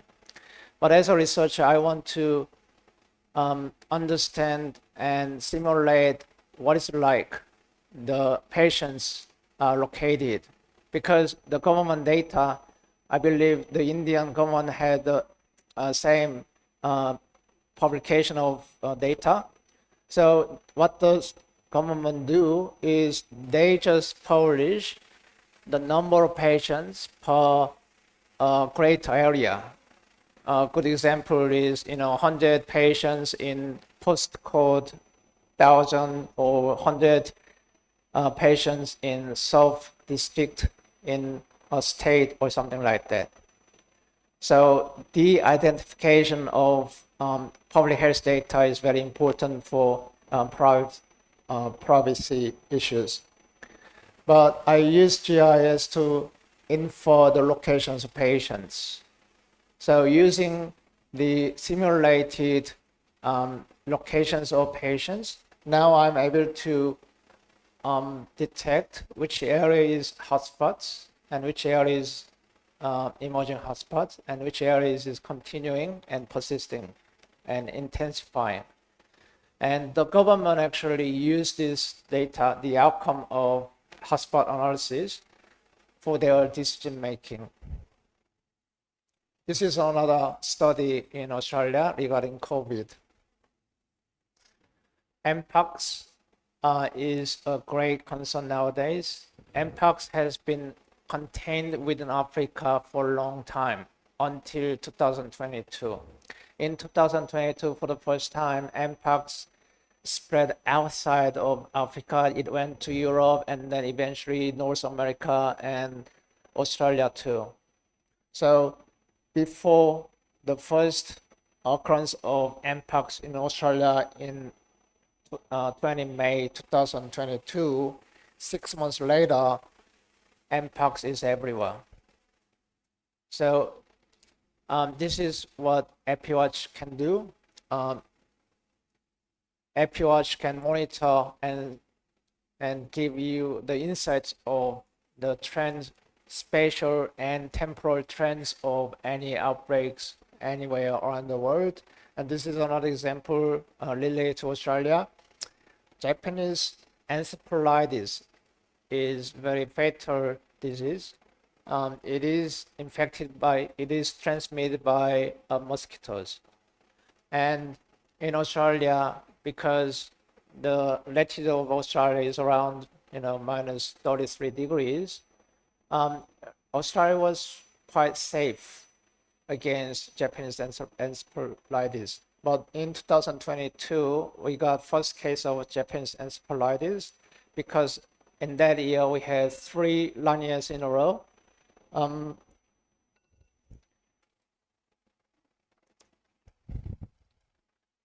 And this is my last example. Actually, this is one of my PhD students, Mehak Chandar, who is presenting here today. This is her work. She is studying avian influenza virus over the world. And this is very worrying to me personally, because AIV has been contained again within Asian countries, Southeast Asia, China, Vietnam, Thailand, and so on. And now AIV, avian influenza, the bird flu, is spreading across the world, and nowhere is safe from AIV. AIV is everywhere in Europe, South America, and so on. And to make it worse, AIV has been affecting birds only, but now it is affecting mammals, sea lions, and so on. And even make it even worse, now AIV is affecting human being. Even in the future, there may be a case that human-to-human transmission of AIV can be possible. So personally, I'm very much worried about this situation. AIV could be next COVID in any time. So what do we have to do? We have to use this kind of surveillance system to get early signal as early as possible, and the the health government has to react or proactively respond to these signals. Thank you very much for your listening.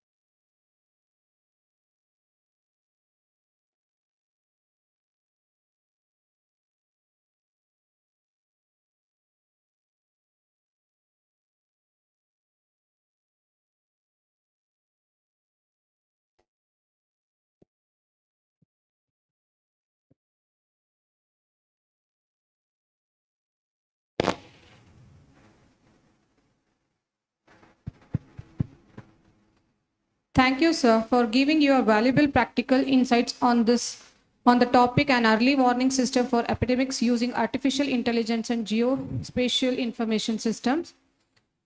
Now I request Dr. Krishna Mohan Chalavadi, IIT Hyderabad, India, to take over the dais to deliver a keynote address on Federation domain adoption in medical imaging.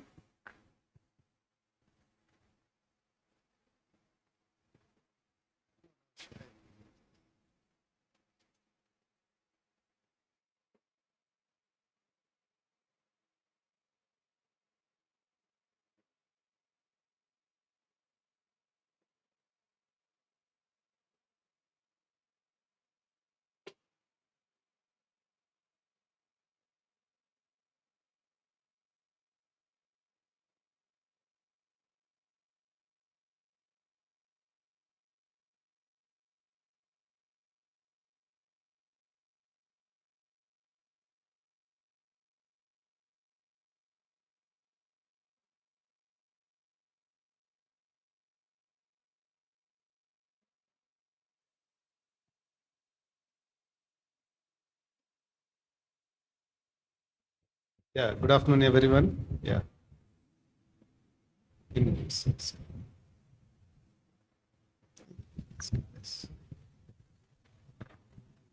Yeah.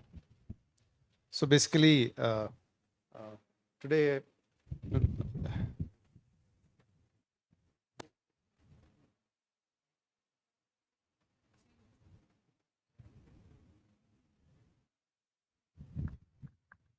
ah,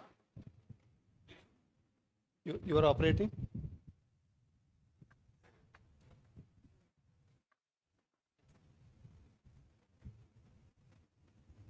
It's working?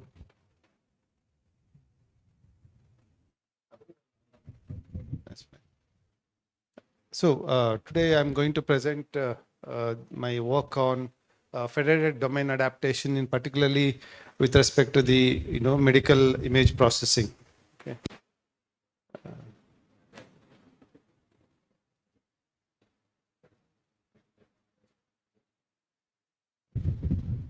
Uh, you change it? Yeah. So if you see the topic of this, talk, there are two concepts. So one is domain adaptation, other one is federated learning. So and we'll see the usefulness of federated domain adaptation in this talk. Okay.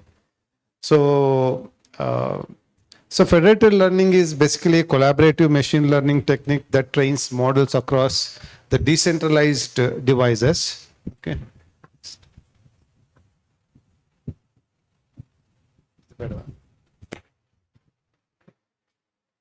So you can see that there is a federator server and you have clients, and then so the advantage of this distributed computing is that you don't need to share the data. You can only share the weights trained by the models. Okay. Yeah, next please. So applications of federated learning. No, previous slide. Yeah, applications of federated learning is like, as I told you, like medical imaging, object detection, land classification, and so on. So the main challenge is the data heterogeneity across the clients. Each client has different varieties of data. So this handling the varieties of data across the clients is the main challenge here. So and especially most of the real world applications, you can see that non-identically distributed data, so which can harm the federated learning performance. Next please. Yeah. So you can see the data heterogeneity here. Okay. So you have source data and then you have target data, and you see the, like, you want to, okay, assumption is that source data and target data are of same distribution. Okay. So but actual situation is that so they will have different distributions, as you can see here. Okay. So the main the objective here is to learn a model with source data so that it can perform well on the target data. Next please. So as I told you, data heterogeneity, like you can same, I think, distribution mismatch, as I told you, source data and target data. Next please. And then, as I told you, there is a domain gap between source data and then target data.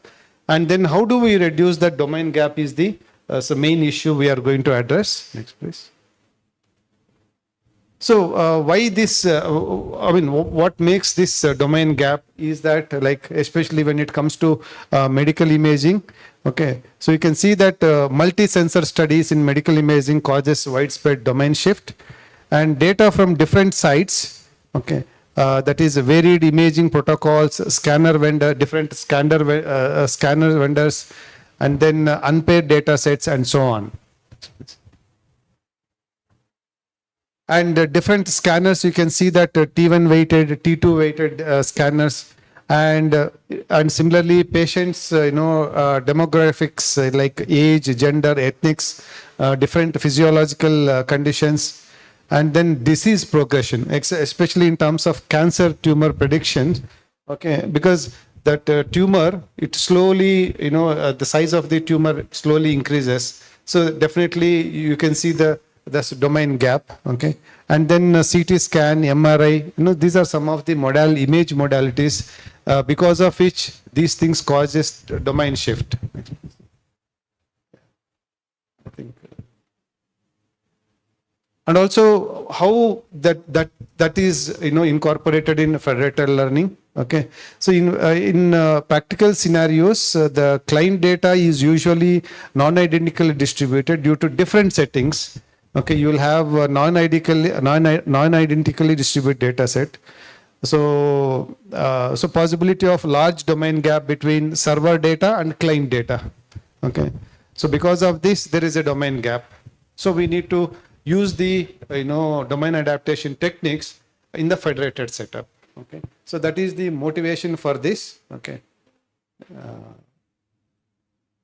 so there are many methods for this tackling the non-IED data, like FedPox and then scaffold and then aggregation stages. There are different kinds of local updates of the clients and also the aggregation stage for aggregation from the all the local clients. You try to aggregate at the server level. Okay, so there are many methods. Yeah.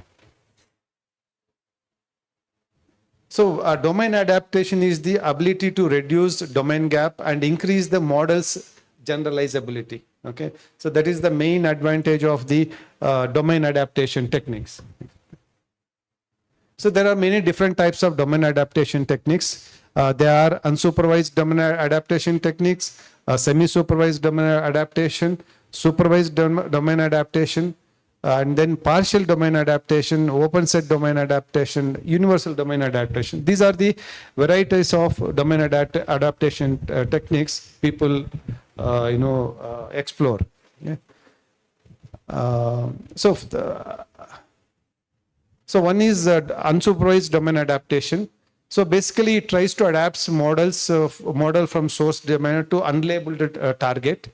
And some of the methods used for unsupervised domain adaptation is adversarial training and then feature alignment. Yeah.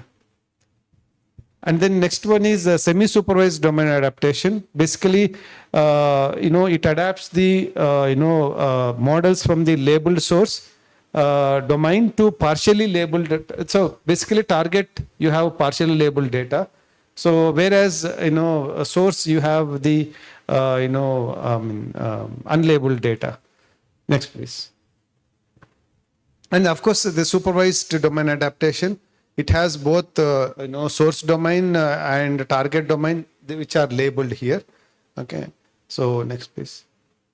And next one is partial domain adaptation techniques, like feature alignment and adversarial learning. Okay, so the problem is challenging because as target data available during training phase is not the completely labeled. Next please. And then the fifth one is local open set domain adaptation. Okay. So especially medical imaging deals with recognizing unknown classes during model deployments, and which is a challenging to adapt a model to handle unforeseen medical conditions while maintaining the performance. Yeah, next please.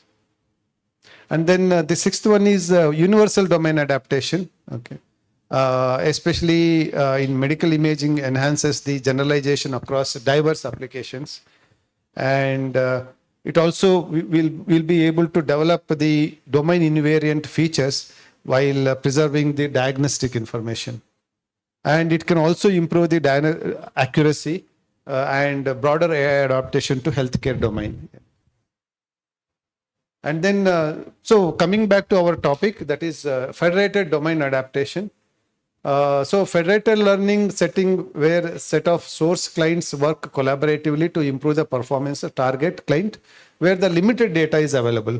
The here crux of the problem is that limited data availability. Okay, so this federated adaptation enables AI models to be trained and applied across multiple domains. Okay, you have different domains of same medical application, but it is able to train well with these, across the multiple domains. And also we try to learn domain adapted robust global model in a privacy preserving. So another advantage of this federated domain adaptation is that you'll be able to do the privacy preserving framework. Okay. So the challenges in federated system is that exhibiting the distribution shifts across clients and non-availability of labeled data. Okay. So these issues we can address using this federated domain adaptation. Next, please. So there are many recent domain adaptation frameworks. One is that source hypothesis transfer from unsupervised domain adaptation. I think we can skip this. Okay.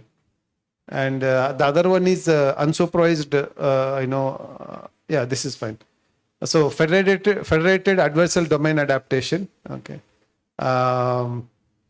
Next, please.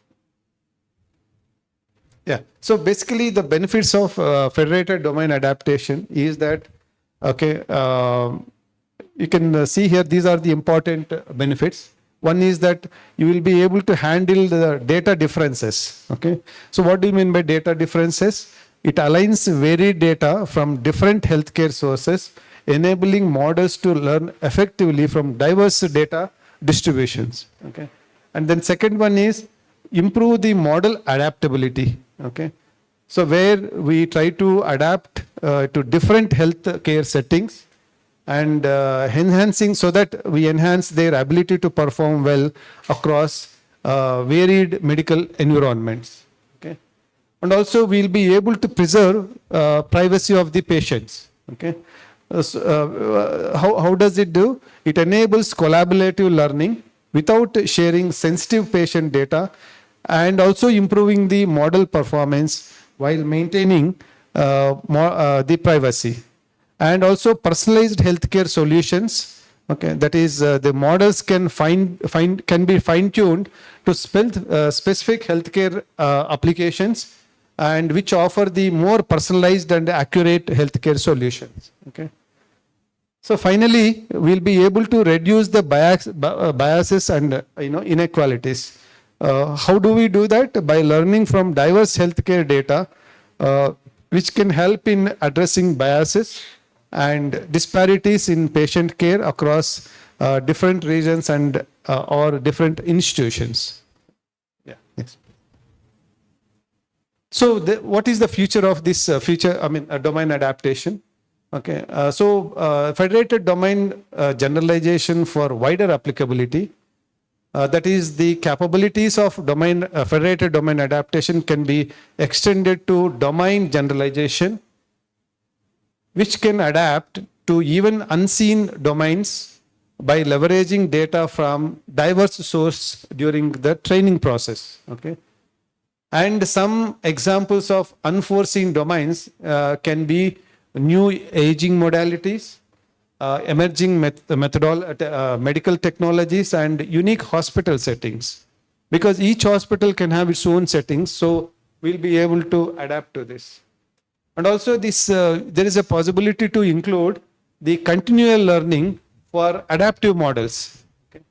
So continual learning is what is the continual learning? It is the process of enabling AI models to evolve and adapt over time. Okay.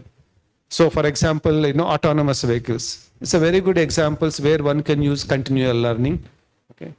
And within the context of federated domain, continual learning enables the model to adapt and evolve over time. So it not only adapts, but it evolves over time. So that is the advantage of continual learning. Okay. So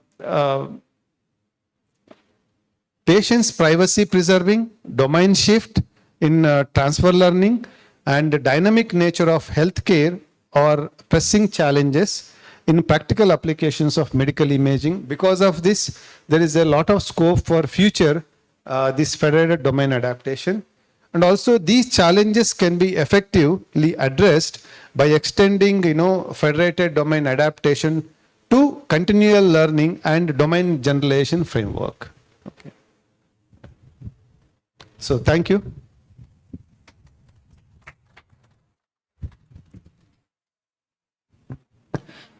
Thank you, sir, for your valuable insights on federated domain adaptation in medical imaging. Any questions from the audience? Any questions from audience, participants? Okay. Now I request Mr. Praveen Kumar, Engineering Manager, Intel Corporation, Bengaluru, to take over the dais to deliver a keynote address on hardware engineering and intelligent algorithms.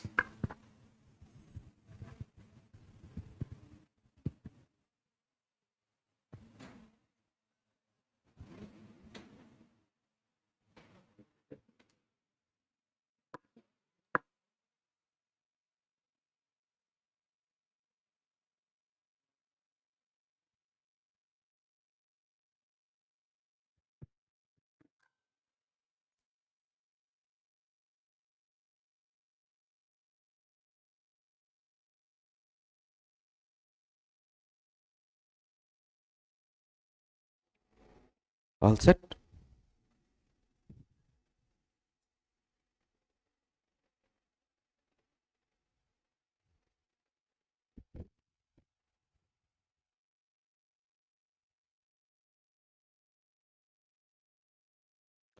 Good morning once again.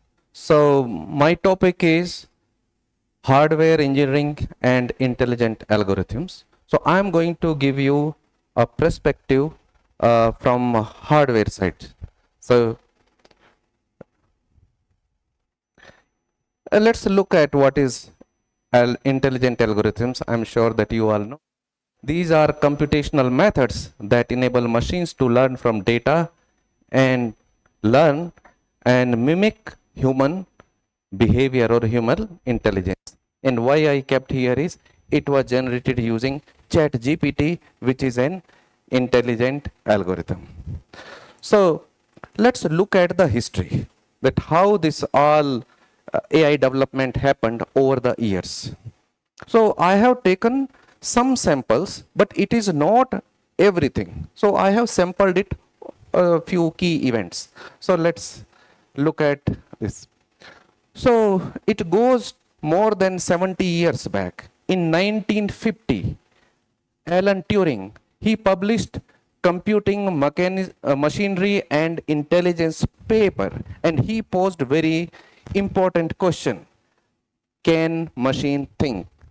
So AI is all not new. This concept is very old. You can see that we had a very critical paper published in 1950. Let's move a decade ahead. And Alan Turing, he was British mathematician, and his contribution was for mathematics, computer science, and intelligence, computer intelligence definitely. And Arthur Samuel, in 1959, another paper came up, the concept of learning machine, and he was the first to coin the term machine learning. So you can see that machine learning term is not new. It was coined by Arthur Samuel in 1959. I am sure many of you have heard IBM's Deep Blue. This was a supercomputer developed over more than 10 years, and originally it was called Deep Thoughts. Later it was renamed as Deep Blue. And why it has become famous? Because this was the first computer which has defeated world chess champion Garry Kasparov, and this happened in 1997. This was covered almost by all media over the globe. So after that, this computational power is known to everybody, and it has attracted many researchers also. Moving fast forward, in 2015, I am sure you know what happened. OpenAI was founded. You all may be knowing that what is OpenAI. And another important event happened in 2017 when Attention is All About You Need was published by 8 researchers from Google, and they brought the concept of transformers. So transformers are kind of a neural network which takes the input as a input sequence and then convert it to output sequence, learning context and relationship between different components. And 2022, something major happened. Open AI makes ChatGPT public. And I'm sure you all are aware of ChatGPT. And after that, everything changed for forever. Now, we have seen that work on AI started more than 70 years. And I have taken reference of 1950, but there were some papers which were published in 1940s also. So why it took so much time to come at scale? So there are few pillars. One of them is concept. That means different algorithms, which is backbone of AI. Second one is hardware, where all these algorithms are run. So you need something to run your program. And that itself was not available, or it was not that powerful like we have today. Another very important thing is funding, whether it's a private funding or government funding. So you have, in recently last 10 to 15 years, we have seen a lot of startups have come in AI. Government is taking initiative, funding a lot of projects. So now all this happening, and because of that, we are seeing the accelerated growth in the AI. So I will talk more about from hardware perspective. Let's look at how this hardware development happened over the time, which has affected or controlled in a way the development of AI. It was 1970s and 80s where the personal computer started coming in. And even Intel was founded in 1968. It was around 20-30 years later, in 90s to 2000, that parallel processing and GPU started coming up. Definitely not powerful as today, but yes, they started showing up.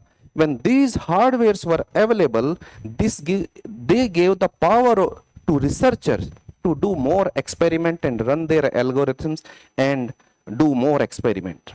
And after 2000 and till now, what is happening? We have multi-core CPUs, very powerful CPUs, and specialized AI chips. And that has really accelerated the growth of AI. What is happening today? Today is happening is a democratization of AI. How that is happening? It is AI PC. What is AI PC? A PC which has CPU, GPU and NPU all together in a very compact form factor. Say for example your mobile phones or in your laptop. So that gives the power of AI in the hand of users. Now let's look at some of the specialized hardware. I'm sure that you all would have heard about GPUs. So what GPU does is they are very powerful engine for parallel processing. So they have a lot of cores, hundreds of core, and even sometimes thousands of cores, which can process instruction parallelly, and they have high memory bandwidth. So what happens is you have a lot of cores and you have high speed of memory. So you are able to process multiple operations at very high speed. And because of all this, they have very high throughput and energy efficient. If you look at the energy consumption of GPU, you may think, oh, they consume a lot of power. But when you look at energy spent operation per watt, they are very, very efficient. So they are well suited for training large neural networks. What happens when we are training our AI model, we have huge vast data, and that we have to train our system on that. That means a lot of instruction has to be run together, lot of parallel operation is required, and that is where GPUs become very efficient. Next one is NPU. NPU also have a lot of cores, but they are very specialized to run a specific type of task. They have dedicated hardware where you have multiplication and accumulation units with high speed integrated memory. So what happens is you have memory integrated with the processor, and that makes it very powerful when it comes to making inferences. That means training is done efficiently using GPU, but when you have to run the program, it is all NPU. So they accelerate inferences, and they are very high efficiency. Why efficiency is high is because they are designed for very specific task. So, and sometimes you may see that NPUs referred as AI accelerators. Now, let's move more towards about the practical hardwares and the systems. Definitely today's system, there is boundary between hardware and software is breaking, and we have to, software and hardware, they have to work together to give the right experience. So here one approach is hardware software co-design. It is very different from where you have hardware and software. So hardware is designed separately, software is designed separately, and they are made to work together. It's not a very efficient solution. So we have this approach suggests integrated approach. That means that collaboration between different disciplines, hardware, software. So when development is happening, they are working with each other and giving the feedbacks. Hardware definitely have some constraint. There are some limitations. Say, for example, computational power, memory capacity, bandwidth, how much parallel operations they can run, and energy consumptions. But when all this is known, your hardware, we look at the hardware specification and optimize our software to give the optimum system performance. And what is the benefit? Benefit, definitely it is cost, it's a time to market, security and privacy, because so hardware has built-in security and privacy, then software also. But when they work together, they can complement each other and provide higher level of security and privacy. So I will quickly go over here. Let's look at that how landscape is changing. So this is famous, this is the motherboard of famous mobile phone Nokia 1100, which was launched in 2010. So you can see here, there are 4 or 5 ICs are there, and then lot of components. Here it is not visible clearly, but those shiny things are lot of components. So there is a big motherboard, almost same size of mobile phone. You have 4 or 5 IC, lot of component. Okay. And this phone was only 2G, no 3G, no 4G, no 5G, and very limited features. Now, let's look at fast forward in 2023, what is happening. This board doesn't look that big. And what you see here is very different picture. You have big IC, another IC, another IC, another IC, and all are IC. Very few components. Not like that. So very few components. Now what is happening because of that? And I have seen this when I started my career around 24 years back. So when we were designing hardware, you have a discrete hardware. You can connect input, output, power it, and then test that hardware. So it is very independent. Now what is happening is one big chip is having your LNA, say for example, if I talk about RFIC, power amplifier, switches, diplexer, and everything is inside. So we don't have any luxury to connect those input and outputs. That means I am depending on software to even to test my hardware. That is where this boundary between hardware engineering and software engineering is breaking. Even I cannot test my hardware without software. So I think this is giving you a picture that how things have changed over the time, and all this happened in last 15 years. So this is my last slide. So these are the, based on my experience, I have written something here, but it is not everything. So these are the research areas and career. I'm sure that many of you are thinking building a career in AI. So it is not only about software. You can build your career in hardware, software, in firmware, right? So in hardware also, CPU, GPU, NPU architecture, this has to be made more efficient, better, energy efficient. That lot of work is there. Silicon design. Silicon is where you actually design the IC circuitry, packaging. Because when it is in the silicon, it cannot be used on the board. It has to be packaged. So it is efficient to be used in a circuit. IP validation vehicle. So when product is designed, that means silicon is designed, it has to be tested. So lot of engineering is required. It's not straightforward because your silicon is coming out first time.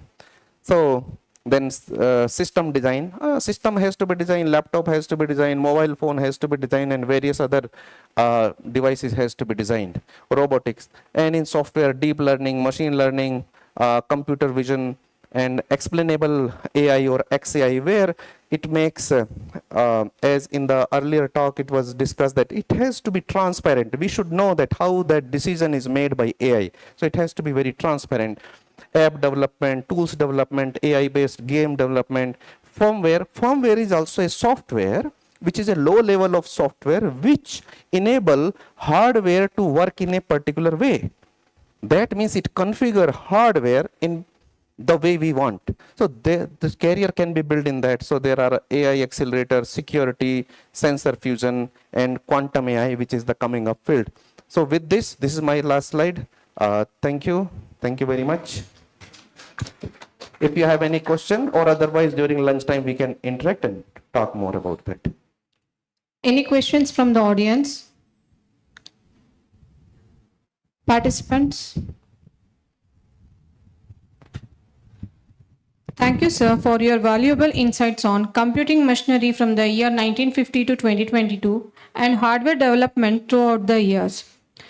Thank you for your participation in IEEE conference on IACIS 2024. We do hope you will have productive and fulfilling conference in NEC. All the very best to you all. Lunch has been arranged in sit-outs. I kindly request all you to proceed for the lunch. Photo booth is arranged to capture your memories of IACIS 2024. I request all the participants to make use the same.